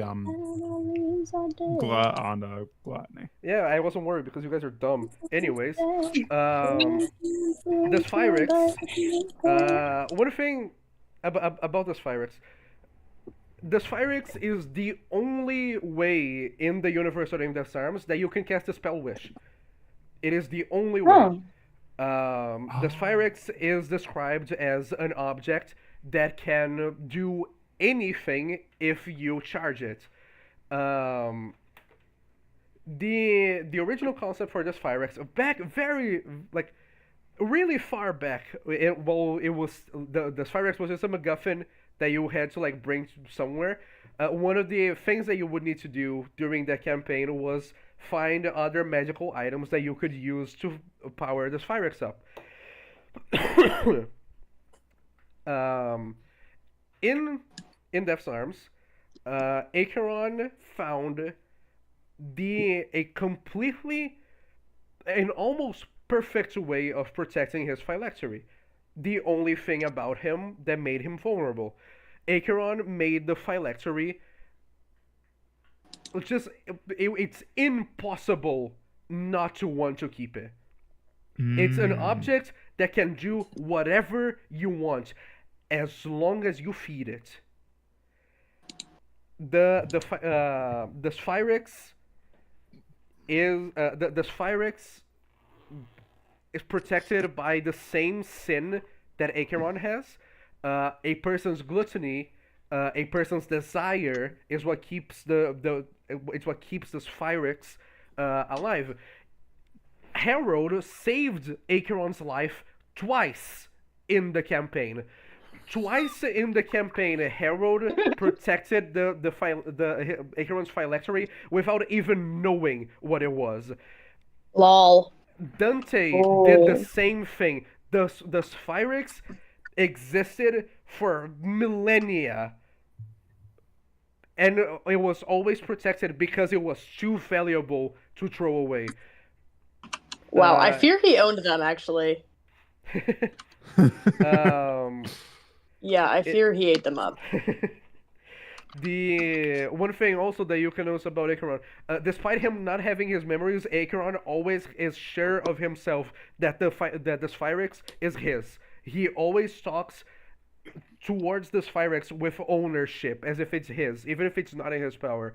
And it's because of that connection. Acheron's always has always been looking towards the Sphyrex. And at first, you can just think, oh, of course, it's the most powerful thing in the world. Of course, he would want it. But it's more than just that. Just like Acheron, the Sphyrex requires it requires to be fed, or else it doesn't work. And that also means that whoever has this Sphyrex will feed Acheron for him. You want your wish? Just give a few souls, just a few deaths, and you'll be fine. Just keep this Sphyrex going. You can have wherever you want. Um, the Sphyrex is the big MacGuffin of this campaign. Um, yeah, I think that's all for. Also, the Sphyrex, as you can see, it takes the shape of a dice. Mhm. At first you find it as a D4, then it turns to D12, and then it turns D20. Uh, Can I ask a No. question? Go ahead. So, with the Sphyrex, thinking back to um what if so let's say, because this is one of the things that you described as being a possible thing for the good ending, Mm. which is us convincing Harold to use the Sphyrex to destroy Acheron. Would it have worked, or would it have failed because it's targeting Acheron? What would have happened in that moment?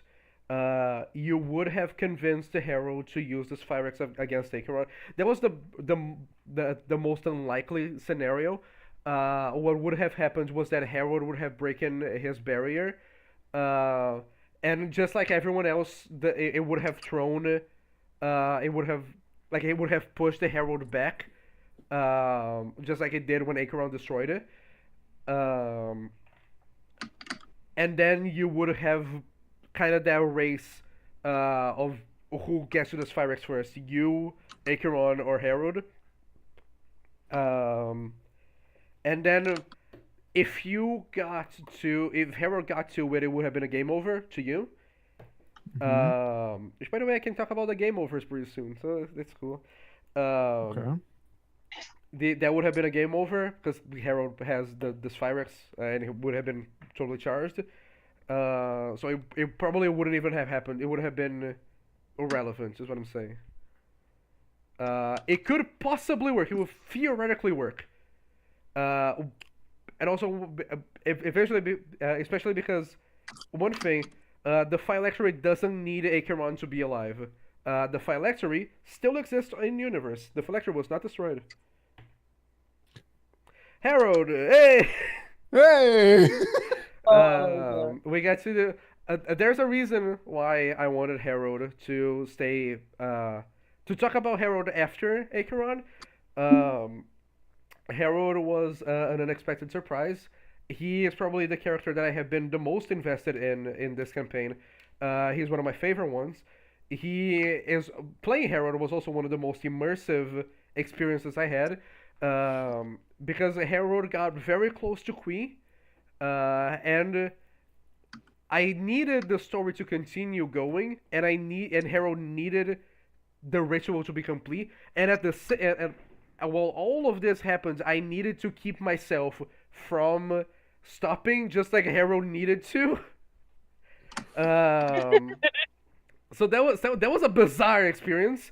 Thank you, Matrix. Can I point something out real quick that I just Yes. noticed? Showing us the drawing all the way to the left. Harold is proudly showing the left side that was the false side that was kept up by an illusion towards the camera, Mm-hmm. showing that every part of it, that like he himself was an illusion. Mm-hmm.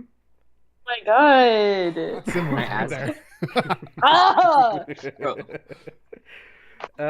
Harold is his design. I'm going to talk about the design first.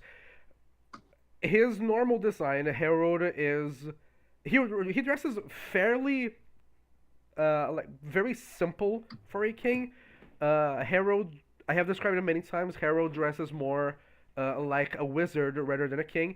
Even his crown doesn't have any jewels on it. You don't have any precious stones. His crown is only made of gold, and it's shaped like fire, like a little crest of fire.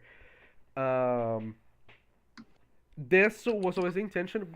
Harold as a king, he is very uh, he doesn't show a lot of his power.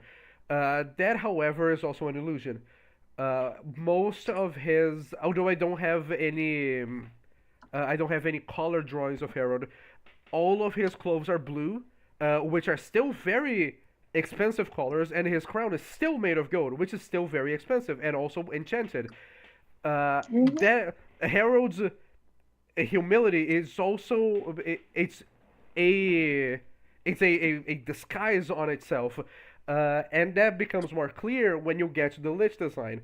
In comparison to Acheron, Harold is a much more traditional lich. Instead of him being a full skeleton, Harold is very withered and he looks more akin to a corpse. And the part of his face that shows, the part of his face that's missing, is reminiscent not only of his old scar, which was the burnt side of his face, but also it reflects on his design. The only thing that's in front of the farce, the only thing that's in front of the undead lich beneath, is a thin layer of rotten skin. The deception is almost visible. It's almost there. In Harold as a character, this also again very old drawing. This was one of the drawings that you could find in with Kalasa. A very old drawing. I got rid of it because first of all, it looks horrible. Second of all, it would have been too early for that. You would have found a good time to find this. Anyways, Harold as a character was very interesting for me to work with. He became much more complicated. and Harold became much more complicated because Gurge died. When Gurge died, it kind of my idea was that Gurge would have been a character that you guys would interact with fairly often, and because of that, he would fill that role of the NPC that talks with you constantly. Because Gurge died, I could give a lot more focus on Harold because Gurge wouldn't be there to also share screen time. Um, and one thing that I kind of got to me, and it's the thing that kind of makes the tragedy of his character even worse. Through the campaign, Harold watches his entire story repeat itself again, but on Qui. If we ever had visuals of In Death's Arms, when Harold sees Qui without her wings the first time, the thing that I would absolutely need to have shown on screen is when Harold notices the missing wings, he needs to put his hand on the burnt side of his face. If we ever had visuals for that, that would need to be there. Both Harold and Qui. First thing, Harold and Qui, when both of their journeys began, they had relatively the same age. Harold was 13, Qui was 2 years and something, which to an Aarakocra is very early. They would be around the same age, and by the end of Harold's story and Qui's journey, they would have the same age. So like through their whole adventure, the two of them kind of have the same age for it all. Qui experienced a horrible mutilation of her body, just like Harold did.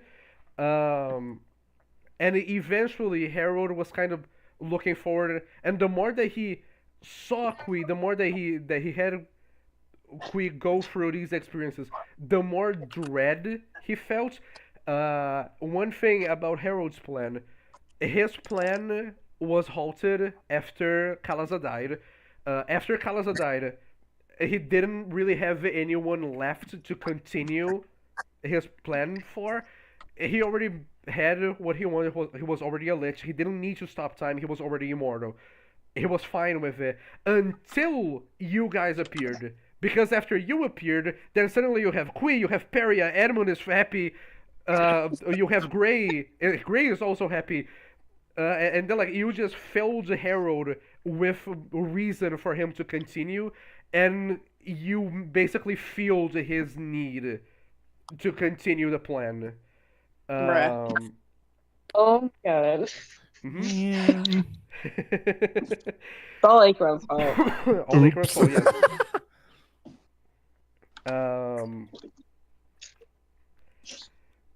Let me think. Next slide. The relationship between Harold and Kalaza. Harold and Kalaza, they were very close. Kalaza refers to Harold many times as a younger brother. I'm pretty sure when Kalaza meets Harold, he is 17, Harold is 13, and they basically grew up together while in their journey. And Kalaza and him kind of began to go to like diverge onto different sides. Kalaza is an optimist, while Harold is very much a control freak. And while Kalaza was trying to find a solution to the problem, find a way to break the cycle, Harold was looking for a way to never to just freeze it, to just stop it, get the best moment possible, and just stop it there. And eventually both of them clashed with each other. Kalaza even judging Harold for this, and that eventually caused the Harold to accidentally kill Kalaza. The messiest fucking breakup. In the Harold's final form, the Saint of Stagnation, this form is once again inspiration from Paradise Lost. This is his final form is inspired by Sin. In Paradise Lost, Sin is described as the top half of a woman, and the bottom half are a bunch of dogs, a bunch of dogs and dog heads that just keep biting and barking and creating more dogs. Um, it is inspired by that. It's also inspired by the final bosses of Final Fantasy, since they are always eldritch abominations with a bunch of different creatures just melded onto each other. Um, the in Each one of the animals that you find in his final form, they each represent one of the old heroes. You do not find one for Harold, as he is already there. For Harold, you can see the withered body. The withered body, the hourglass, the sphyrex in his chest. His face is that of a skull that is only halfway covered by a mask. But even so, he is this horrible looking creature, this disgusting abomination. Harold is covered by light. To anyone looking at him from below, it wouldn't be difficult to mistake, to a commoner, it wouldn't be difficult to mistake a Herald for an actual saint. He is covered by light. He has these enormous light wings. His hair is just flowing behind him with multiple eyes. It is, and it kind of just works as the deception. All of this light, all of this divine energy, even to show his character, and yet the thing that is involved, like surrounded by all this light, is this gross looking monster. Next, oh fuck. Symbols and themes.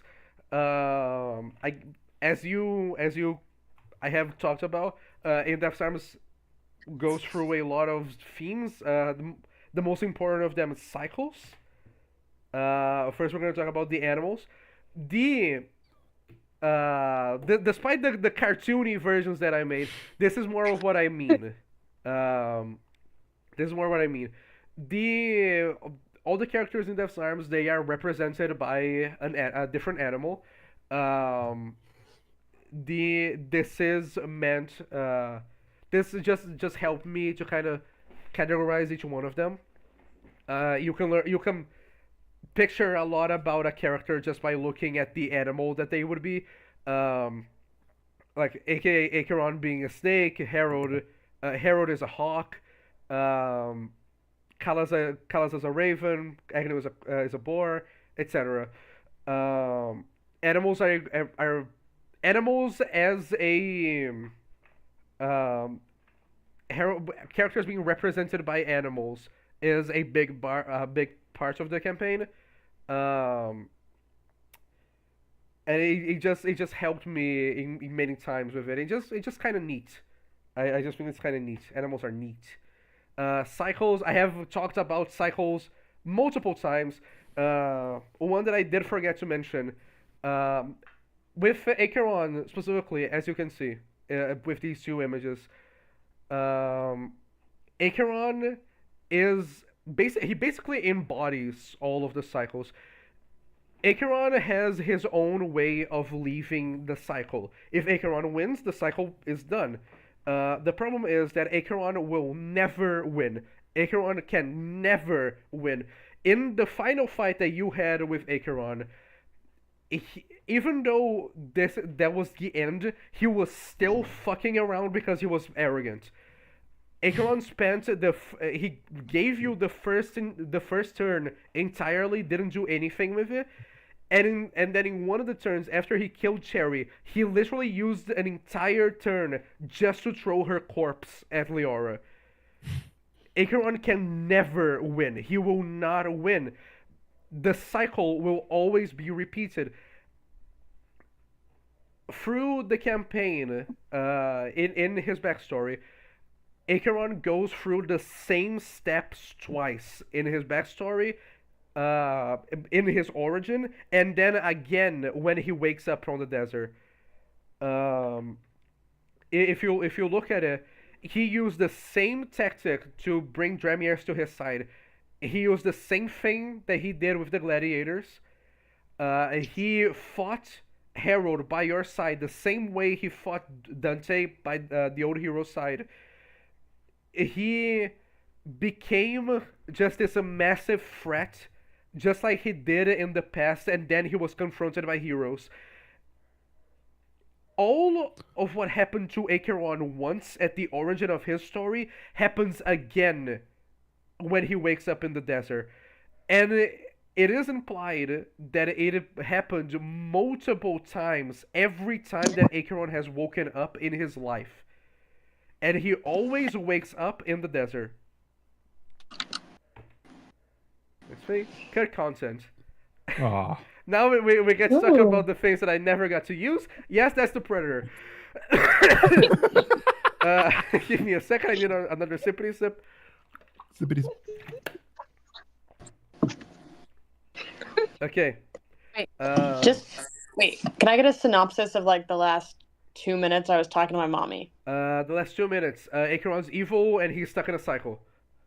Cool. That he Yay. can. That he can't win. Also, No matter what. I'll probably have to go to bed in like 20 minutes. Yeah, I real. believe that I will be done in 20 minutes. Okay, great. You're actually still real for that storage. Yeah. Like, Thank you. I mentioned her in the beginning. This is the Mad Demonancer. She was going to be a recurring villain. She never appeared. She. There isn't much to her character because I never really got to do anything about it. She is probably the only character that has a full art done of her.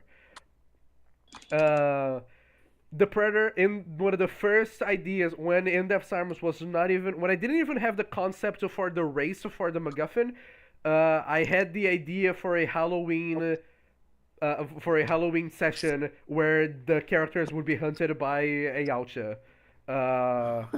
And that was one of the only things that I had ever planned for D&D. This part still exists in the campaign. It is the Swallowed Kingdom.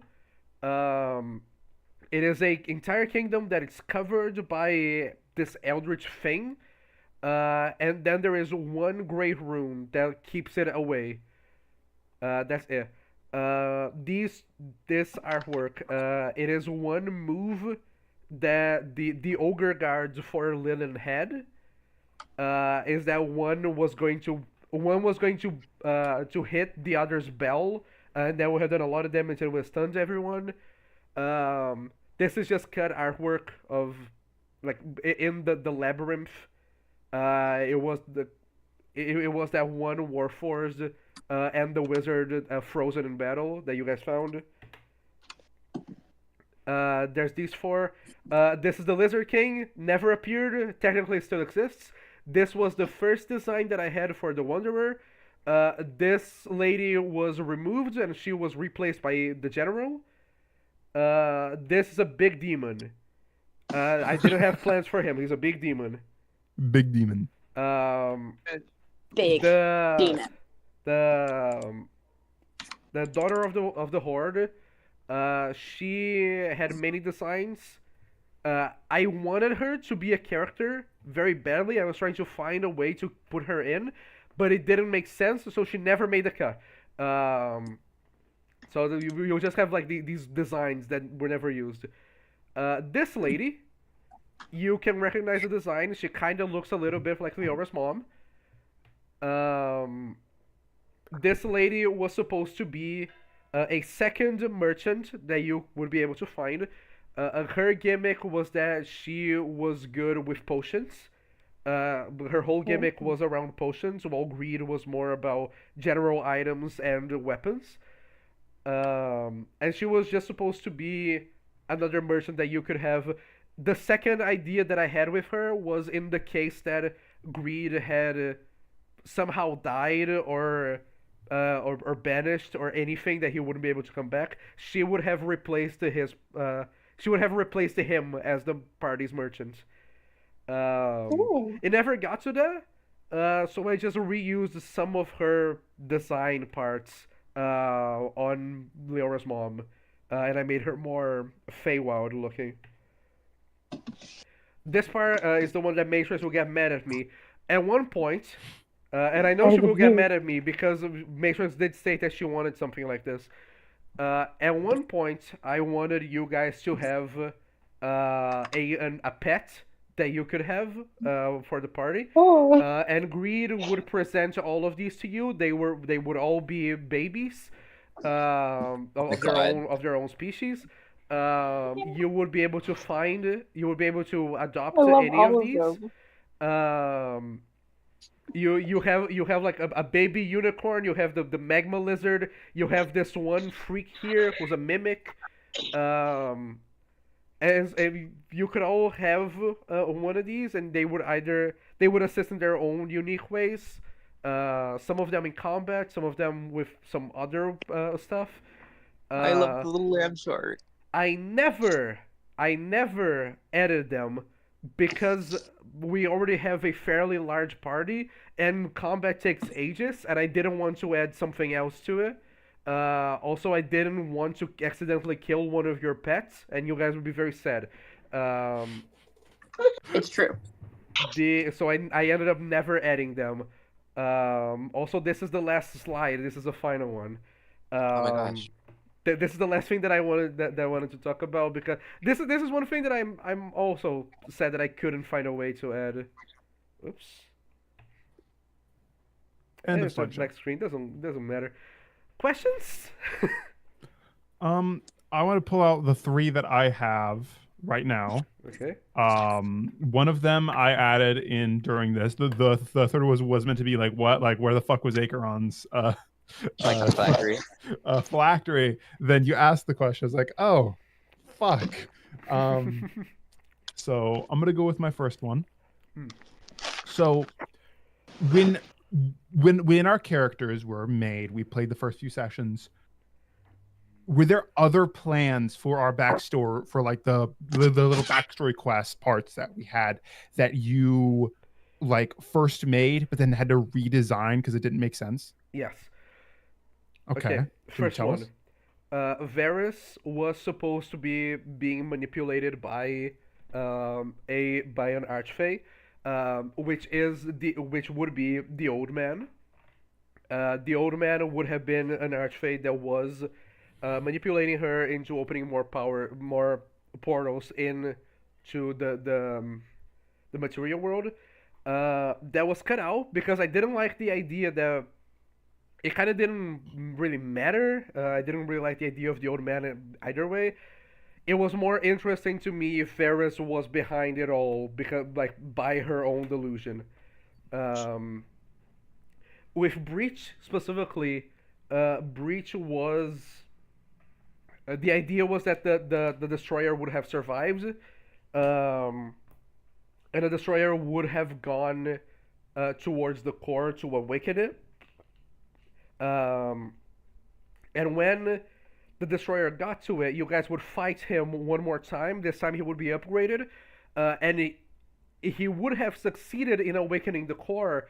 The core was like the first version of the Triarch. It was just one big, like ball, like it was just one computer. Um, and then it would have awakened the core, and then the core would have done nothing because they had no more orders to follow, and so the destroyer would have to deal with the fact that yeah, no, we don't have any orders, like we're done, we don't have a purpose, and now we need to find one, which I also didn't really like. The other version, the core would have been awakened, and it would have been a villain of itself.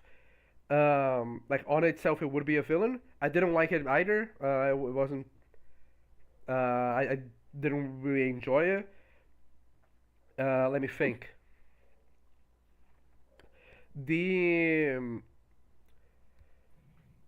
I would have leaned a little bit more on with Armin. I would have leaned a little bit more into her finding her family, but I couldn't find like a convincing way of doing that. If I could go back, I would have tried to do it again, because to me, I could have done better with Armin's backstory. To be honest, remember my backstory is minimal. Yeah. I still think I could have done better, Asterix. I think that with what you gave me, it was enough.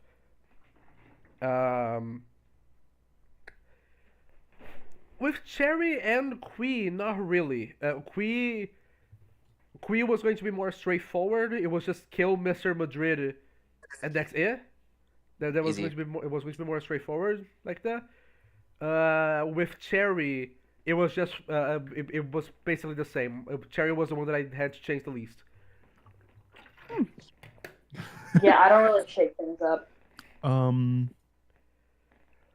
Can I ask the rest of my questions before I know T pounces in with whatever he's got? It's not pouncing. I'm capitalizing. Let's finish yours first, Bismarck, and then we go to T's. What plot lines were you looking forward to that you had to cut for whatever reason? You might have answered this all already within the slide. I think not actually. I think I did all that I wanted. I think the only one that I wish we could have leaned into that we couldn't was Eveline. Because Eveline is the way that it is. Eveline is just a massive bitch with no backstory to her. And I wanted her to be a massive bitch with a backstory. I'm not just a bitch. I'm a bitch with a backstory. For my last question, this was one that kind of came up because I remembered it, and kind of, so when Breach, back when we did the, back when we finished up all of the villains, we dealt with Varys.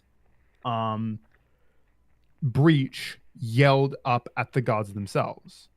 You said that there would have been consequences for him doing that. What were the consequences you had in mind, and were they ever put into the actual campaign? I don't remember saying that there would be consequences to that. I think when I said it, I meant it more like Breach not getting the not getting what Qui said, like not understanding what Qui said, like the core of like the issue that because when she snapped at him, his reaction was like kind of didn't get why that happened. I was more towards that, but I did remember though. Breach yelling at the gods. What the fuck do you want, Breach? Do you want someone? Do you want your parents to come down and hold your hand to tell you what to do? Fucking no one's listening. Wait, I don't remember. Process. I don't. What happened? Why was Queen mad at Breach again? I remember it happening. Because Breach went down to talk to Acheron alone, and then everyone was really mad that he went down alone to talk to Acheron. Breach lied to the whole party, and that was like. And then he threatened to kill Liara. Yeah, the issue was. That one pissed me off. The issue was Breach. Breach lied to the party, and then when Liara looked into his mind to see if he was lying, he threatened to kill her, and then everyone got real mad, and then Breach didn't get the point of them getting mad, and he started to yell at the gods for some reason. It's like, Breach, do you want the gods to hold your hand through this? That's not how it works. Anyways, I hope that answers the question. I think that was really the funniest moment in the campaign movie, where Breach gets in a fight with his friends, he starts yelling at the gods. He's like, "Why did you do this to me?" I think that was funny as fuck. In Breach's whole thought process, throughout all of that, questions were starting to rack up in his mind, because it's his the world, all of this shit just popped up. There was an absolute chance that the party would have failed against one of them, but they didn't. His thought process was, if they're trying to end the world, Harold and Acheron, them two, those were the biggest parts that he thought that was kind of rummaging up their big conflict. His big question, and because I didn't understand at this point that Acheron was so fucking powerful that the gods were almost no threat, was that why were they not helping? Why were they sitting back and doing nothing? in his eyes. And then all of the arguments that they had up to that point was just fueling the anger that he didn't have to yell at the gods for. And he, even when he was yelling at them, he wasn't entirely certain they were listening. He just was angry and furious. So he just kind of let it out the way he knew how. That's all my questions. Mm-hmm. T. Okay. I just I don't know. I was adding questions as we went along with the campaign. Mm-hmm. So first of all, I just was the point of Gray's character just set up Olivia Barlow and make us suspicious of Harold? Yes. So this was one thing that I couldn't include because we didn't have the time for it. The Twin Blades work for Harold. The Twin Blades also, they are two Tabaxi. They are Tabaxi twins. And they work for Harold specifically. Gray was supposed to be used as a weapon, and Harold didn't want Olivia to get in the way. And that was meant for you guys to be suspicious of him. And the two of them were supposed to appear. Excuse me. They were supposed to appear in one of the towers that you needed to get one of Acheron's items. I wasn't able to include them because I felt like that would get in the way of Acheron's arc and his scenes, and it would have made the sessions way longer than they needed to be.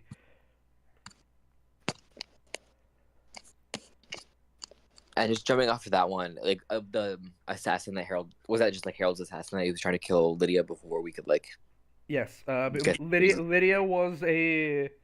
First thing, Lydia would have gotten in the way of the plans that he had for Gray, and Lydia would also.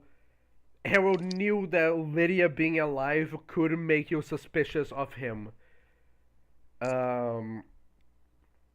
And so he kind of tried to get that out of the way. And since up until then there was no connection between him and the Twin Blades, if they succeeded in killing Olivia, there would be no way of tracing her back to Harold. Okay. One thing that I fucked up while we were playing the sessions, Horace wasn't supposed to remember Olivia. Sir Sigmund was the only one who would remember her. I fucked up because I forgot about that in the middle of the session. Real. Okay. When we got to the floating library the first time, you're like, "Oh my gosh, finally we're here!" And we were like, "What do you mean finally?" And you're like, "Oh, I'll tell you after the campaign's over." So what's up? Wait, what's the question? The floating library. When we got there the first time, you're like, "Oh, we're finally here. We were supposed to get here a long time ago." And then we asked you why, and you were like, "Oh, I'll tell you after the campaign's over." Why I don't remember. Okay, cool. Next question. No. How is I think I didn't get the question. Why? Because I said because of Kalaza, right? I don't know. Oh, damn, I don't remember that. Okay, cool. Bro does not next remember question. that. So I remember you had that art drawn for if Lyra killed the sorceress and Acheron broke out of his cage. How would that have changed the story? Because that entire section was Acheron in prison and we were looking at trying to get stories end or whatever. If that happens, and Acheron broke out of the jail cell, you guys would have fought a weakened Acheron. The first thing that Acheron would have done was that he would have taken over your body, and you would have shot a fireball in the center of the wagon that you were currently on. Everyone would be hurt by it, and the bars would have melted. Acheron would then proceeded to make Leora blind, and then he would have given you the demon eye that the sorceress had. And after that, Acheron would have gone inside of the cell again, by his own free will, because there was nowhere that he could go. If he just went away, he would have been captured again. So he kind of just he would have gotten out mainly or a blind and come back in. Cool. Okay, this is actually my last question, but it's kind of long. So the endings, there are 4 endings. The worst possible ending, you said if we're evil. Everyone dies ending. The good ending, the perfect. We know now the perfect ending is that we broke the cycle. A good ending would just be leaving him in the void. Everyone died, like everyone killed him. What would the worst possible ending be? Okay, the worst possible ending, I would say that is the worst possible would be if all of you were evil.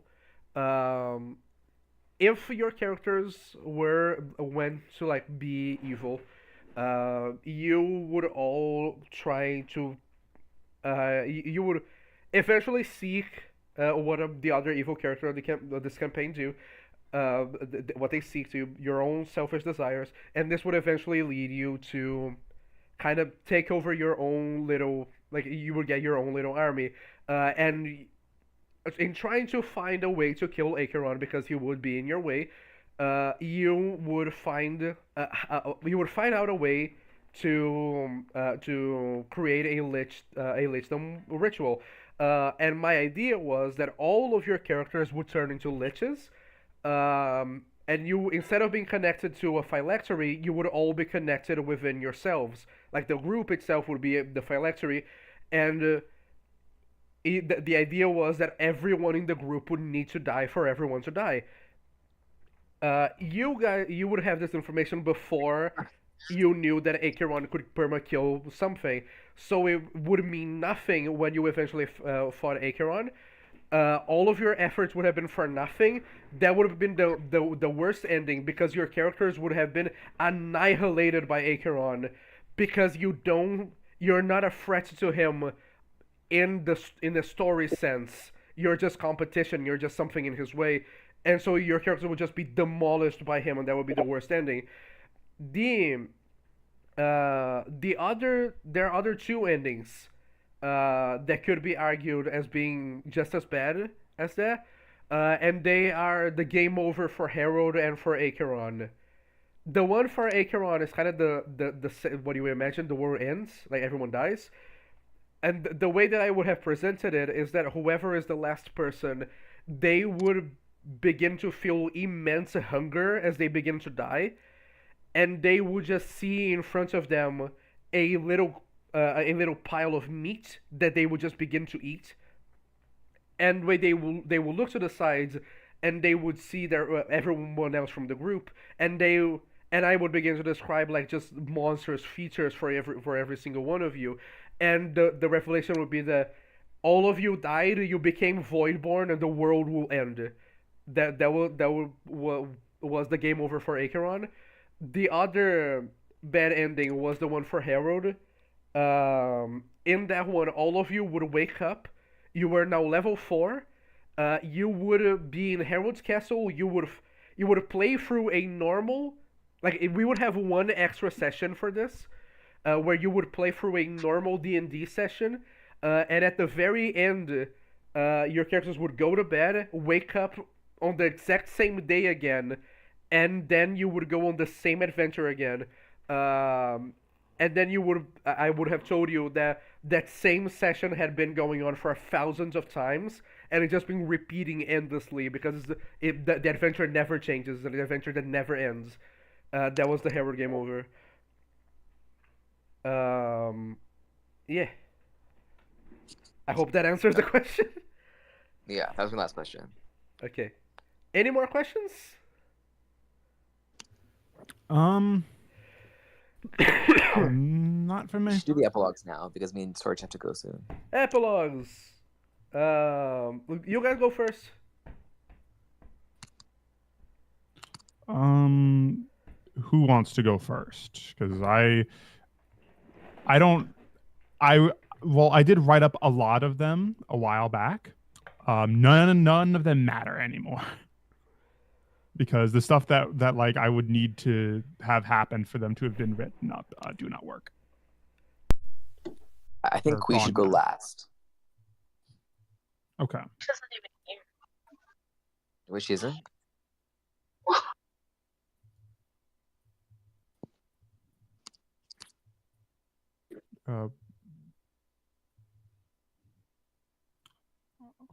Okay. I guess I'll think of something on the spot, I guess. So the whole idea that I wanted to bring up with Breach's whole story was a theme that represented like horrors of war. That was kind of everything I had planned for him, and I didn't have much else. That's kind of why I think that, in my opinion, he was one of the least favorite characters I've played in a very long time. I think that Breach as an epilogue, it would kind of depend on what everyone else did, but the very first thing that I think of is that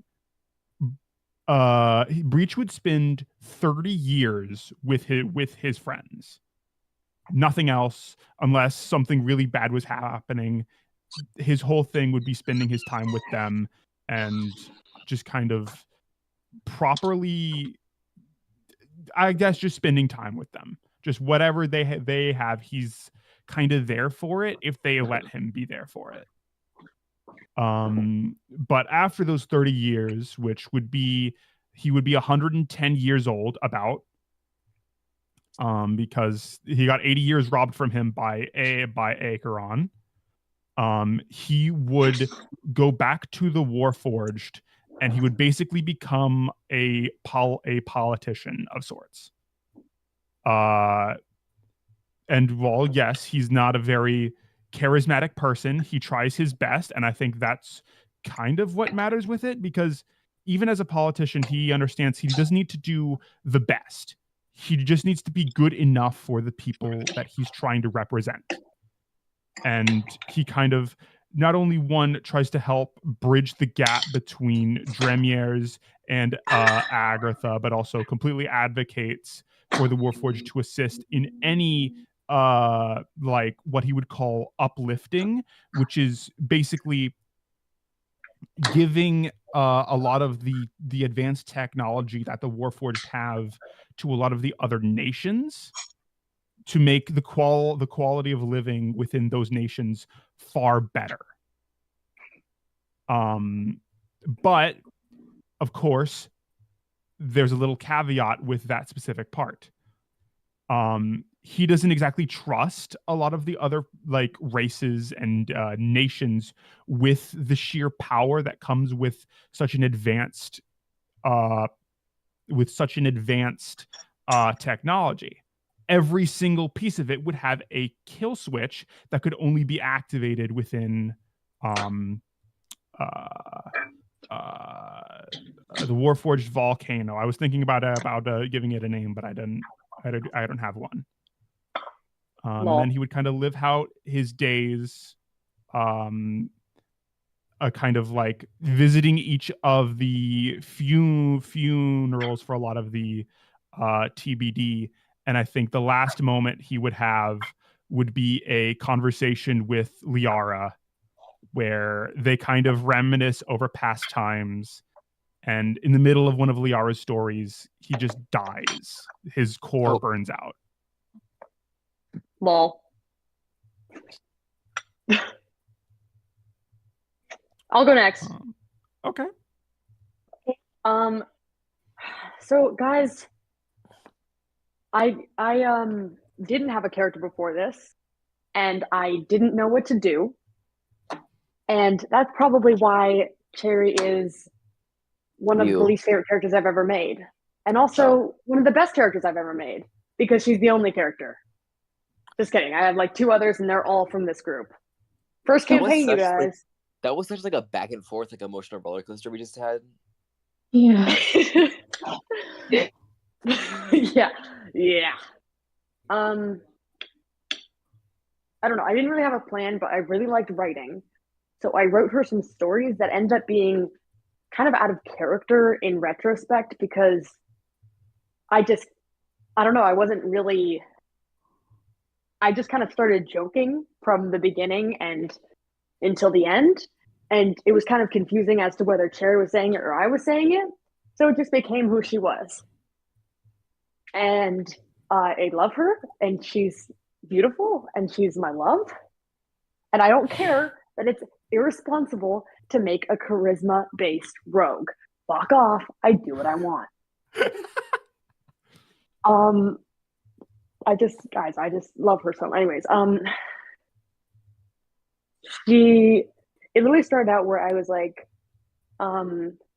dude, tieflings look cool. And then I was like, okay, rogues sound cool because they're like, yeah, let's go morally gray, like let's steal things. And I was like, I always liked kind of morally gray characters. But then I was like, okay, that's cliche. So I was like, but I don't want to give her like a tragic backstory, like no parents, because that's so cliche. But then I was like, wait, what if I gave her one parent, but that was like the best? Like she loved her mom, and her mom didn't even want a father. She just like literally just wanted her daughter. And that was like the driving force. And I was like, that's fire. And it's reflective of me because I love my mom. And she's the best. Shout out my mom. I love you, mom. Shout out She's Chat. never gonna hear this. Shout out to Shout Out Storage's mom. Anyways, yeah, so I was like, that's gonna be cool. So then I was like, yeah, so she didn't even want a father. She just wanted someone, like she wanted a daughter that she wouldn't have to like force herself to like engage in a man with. You know what I mean? Real. Not that I was like thought like she's not like asexual or anything, but she just wanted a child that was like hers. You know what I mean? And she wanted it to be like strong and like better because she resented herself sometimes, and she wanted the child to have opportunities that she couldn't have. And so rather than like hating her daughter for being a tiefling, she wanted her daughter to be a tiefling, so that she could be like more than she was. And I was like, that's straight up fire, yo. So that's literally the only thing I told Bro. And then he made this beautiful little story with Greed, and I was like, oh you. Anyways, I loved Gurge and Cherry's thing together, and the way like I think it's so Cherry and Liara that the point in which it became more serious and less of a joke was in like was a moment of contention. You know what I mean?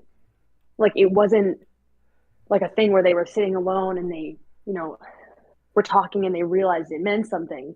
It was like it meant something because Liara was jealous and she was angry, and that was like the first feeling that was like that meant she actually cared. You know what I mean? So I think that was cool.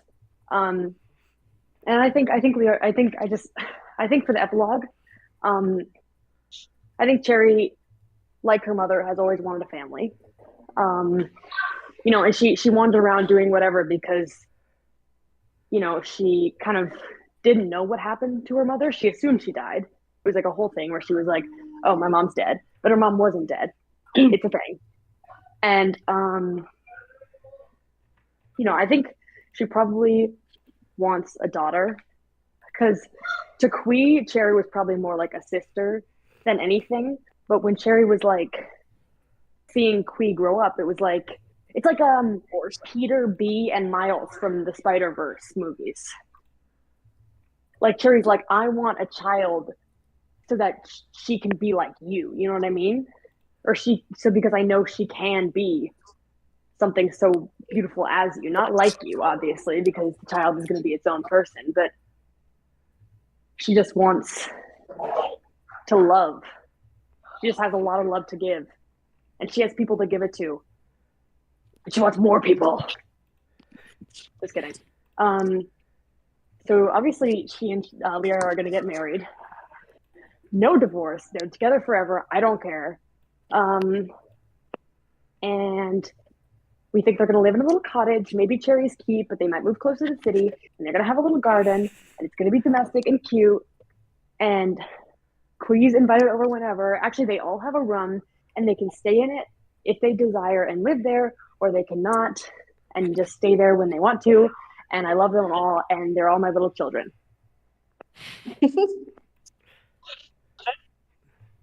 And it's probably going to be extremely tragic when Sherry dies and leaves Liara behind inevitably. So, T, over to you. Yeah, I was gonna say. Speaking of, I don't really have any like reflections on the character or whatever, just because like I don't know.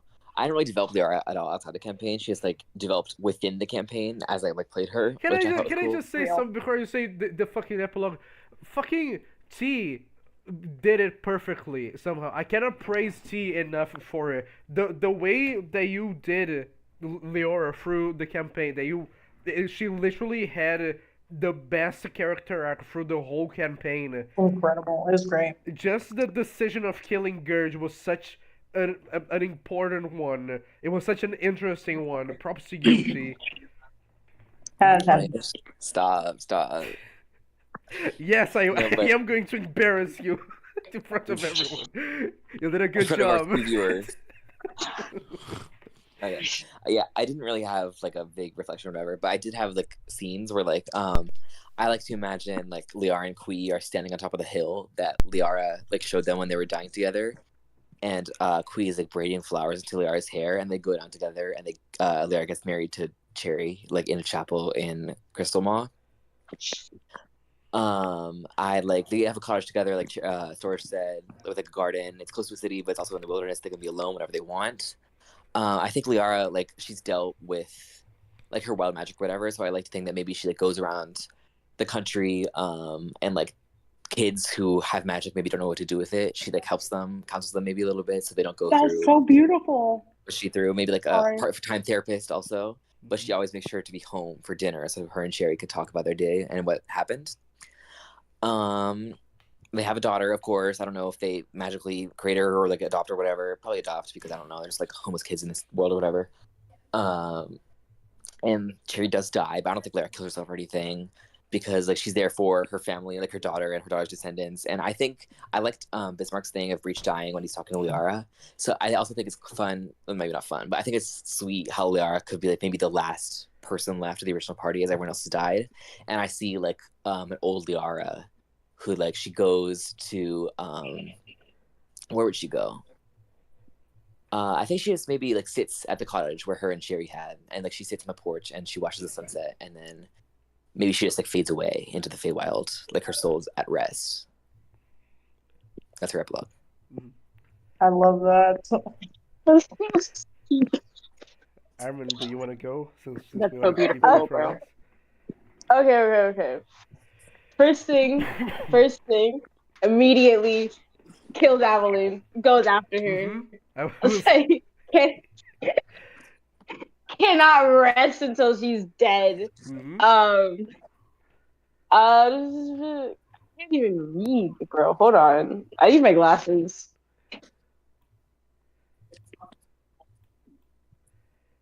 I just remember the first part.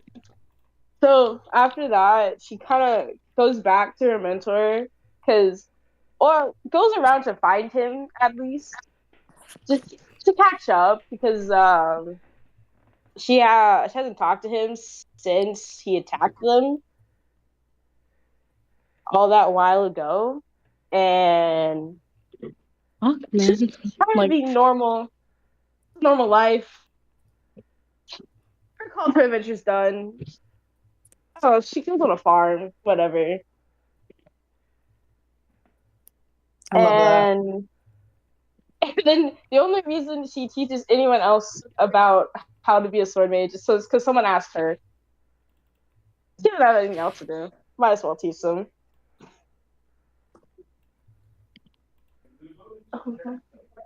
That's Wow. Armin's epilogue.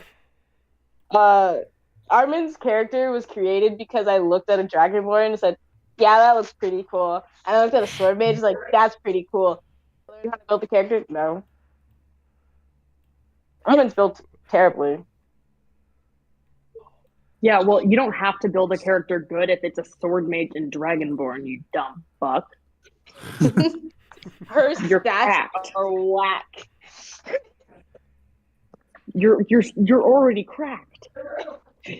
I'm telling you, her stats are not right because I didn't even put that much into intelligence. So I didn't realize she was an intelligence-based character. The damage would be crazy. You need something wrong with you, okay? Well, well, It's yeah. You guys can hear me fine, right? Yes. Yeah. yeah. Okay. So I also don't have a lot to say about Kui. She was made very impulsively. She was literally made to see if Crow was like a loser and he wouldn't let me play an Arakaka. Um, um, but I would say, Kui has always been needed, or she's always had something kind of demanded of her. So after everything, she would have like spent like a year, 2 years living with Cherry and Liara um, in her room, just trying to learn how to live um, as someone who is not needed or like having anything demanded of her for the first time in her life. Um, but I'd say like at the second year, she would make the journey back to Uka Mountain and try her best. Even though she's not a political figure. She's more just like a figure in the community. There's a little bit of shame and self doubt and like survivor's guilt that she has. But she's trying to like bring a little bit of light, a little bit of nature, a little bit of life um, into back into Uka Mountain. Um, uh, you know, she would spend a while there, maybe 5, 6 years. But she would obviously go and she'd visit everyone else all the time throughout the years. And eventually, she'd fall in love. She would meet someone, and I would imagine it would be very hard for her to have that kind of relationship just because of everything she's gone through, a lot of trust issues, a lot of abandonment issues, stuff like that. But just like everything else, Kui fights, hard for the people she loves. So she fights for the relationship, and eventually, they settle down and they have, kids. I'd say like 4 kids or something like that. Um, huh. Kui we would probably spend a long time collecting, building a collection of what happened, like who lived, who died, who was loved, who was lost, um, so that no one has an excuse to like ever forget what happened um, during her life and during the time that they spent adventuring. Um, and she'd probably end up spending the rest of her life as like, just a medic. She goes to small towns and she treats people and stuff like that. And that's Quee's epilogue. There we go. Um, if I can make just a small epilogue of just like what happens to certain characters, with uh, Agatha specifically, Edmund takes the throne very begrudgingly.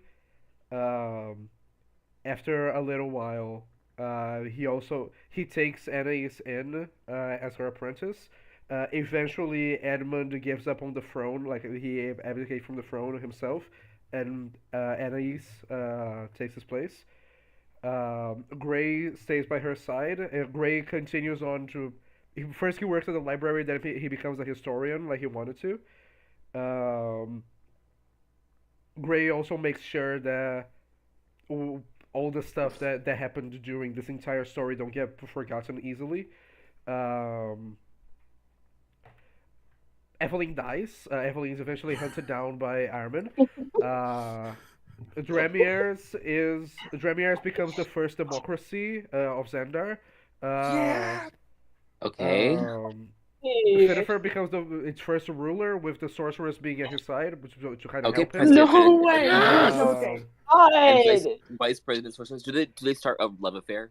No. Damn They it. kiss. They kiss. They kiss. Let me think. Can I ask a question? Yes. Did the sorceress help Finnifer because Breach gave him that endorsement? No. Damn it. The Feywild is still burning because of Icaron. One thing that can that isn't forgotten about your character. Also, one thing for your characters, for your epilogues, that I forgot to mention. Just a second. All of your characters now have a phobia of dark places, snakes, undead, and also the number 4. Number 4. Trauma. Uh, PTSD, no. mhm. Yeah. Also, one thing that your characters can't really forget about, the only victory that you really got over Acheron is the fact that he will never be able to do this again. All that you did, like all that Acheron did, it's still affecting the world. The Feywild is still burning. Like there is still like all the chaos that he caused is still there. Like that is still like something that is with your characters. Just like the bad feeling in general. The only thing that like the only thing that kind of makes it less bad is the fact that Acheron's gone forever. On that note, also, the Sphyrex still exists. Acheron's scythe still exists. The scythe is in the void. The Sphyrex is somewhere that no one knows. I think that this is good. Guys, I talked for 2 hours. Would you believe that? Yes, Yes, I because you believe DM, asshole. Not anymore, mister. That's you now. You're Wait, down. okay. I So, think before we cut next session transmission, next week. I want to tell you all that now is the time for us to change our server nicknames. No. Oh yes. Yeah. They're all gone. I can't believe I have to be a man. Do you know how hard I had to convince myself to be a man? I was like, stop making female characters. Stop making female characters. Did anyone look at the stream at all? I have. Are you Oh, moving no. around? What happened What on is the his stream? name? What happened on the stream? It's the Go simplest fucking thing. Okay. We're back on the now. second slide of the fucking presentation. Gomez is enormous. There is the little version of Crow that's just really fat. There is the Oh, Lich. T is gone. Oh no, T's here. It was Matrix is gone. Yeah, He's all here. people been He's dipping here. in and out. You've got the Lich who took the form of Jake Lich dog. from Adventure Time that one time. A horrifying picture of a lamb staring at the You camera. will die in 40 days. And then this, I'm just gonna call this a Galumbo chewing gum. God. I can take a little picture for you guys. God, I'm gonna miss our characters so bad. Like Terry is me. She's my life. She's my love. This is Oh what this shit, sounds Matrix like. is not Yeah. here for me to tell her to fix her goddamn name. You know she ain't gonna do that. All right, peace out, bitches. See y'all never. Bye, Stone. Oh wait, are we doing this next week? Next week, unless you guys want a break week, we will be starting Yeah, Scales sounds and lit. Scars next I week. want to start, but wait, can I do one final epilogue as we zoom the camera zooms out super far, Oh yeah. and the Yes. sun rises on a new day. Ocean Man And- plays in the background. The cycle is broken, and then there's a gleam of light, and then the camera cuts black. I would like to remind us that there is one more loose end left in the world, other than the Sphyrex and the scythe. Caspian is still alive. Oh my god. I don't give a fuck Such a about that bitch. I want to no, put I want to put a guarantee Bismarck you. on blast here. The amount of times that this fucker suggested, "Hey, what if we did something in Caspian?" in a moment that like had nothing to do with him. Yeah, nah. Yeah. I guarantee you, Cherry told Liara about it like the second year of their marriage, and they like hunted him down as like a an anniversary present. Okay. I I will say guarantee this you. because I had something planned that I wanted to do, which I thought would be really fun. But I scrapped it because I favored the idea of doing crowned more. Mm-hmm. So it was meant to be two sessions. After the end of the campaign, I left a lot of the stuff kind of open for it because I didn't know what the end of the campaign would look like. Basically, it was something's fucked. This Fire X has been found, and you guys need to go find who has it. And who has it would have been Caspian. And it would have been, I think, you all would have been level 20. And the whole thing is Caspian with a fully charged Fire X with enough dead people around it to keep it charged for multiple uses. And you guys would have been fighting this really chaotic battle, and it would have ended with Caspian rushing into this giant corridor with Cherry running after him, and they end up in this dark dark house, and basically she basically stops Caspian from attacking a younger version of Paria. And that would have been like in my mind, I'm like, oh, that's fun. What a fun like thing. Like it's a full circle. It's a giant it's a giant paradox. Like, and then she kills him there.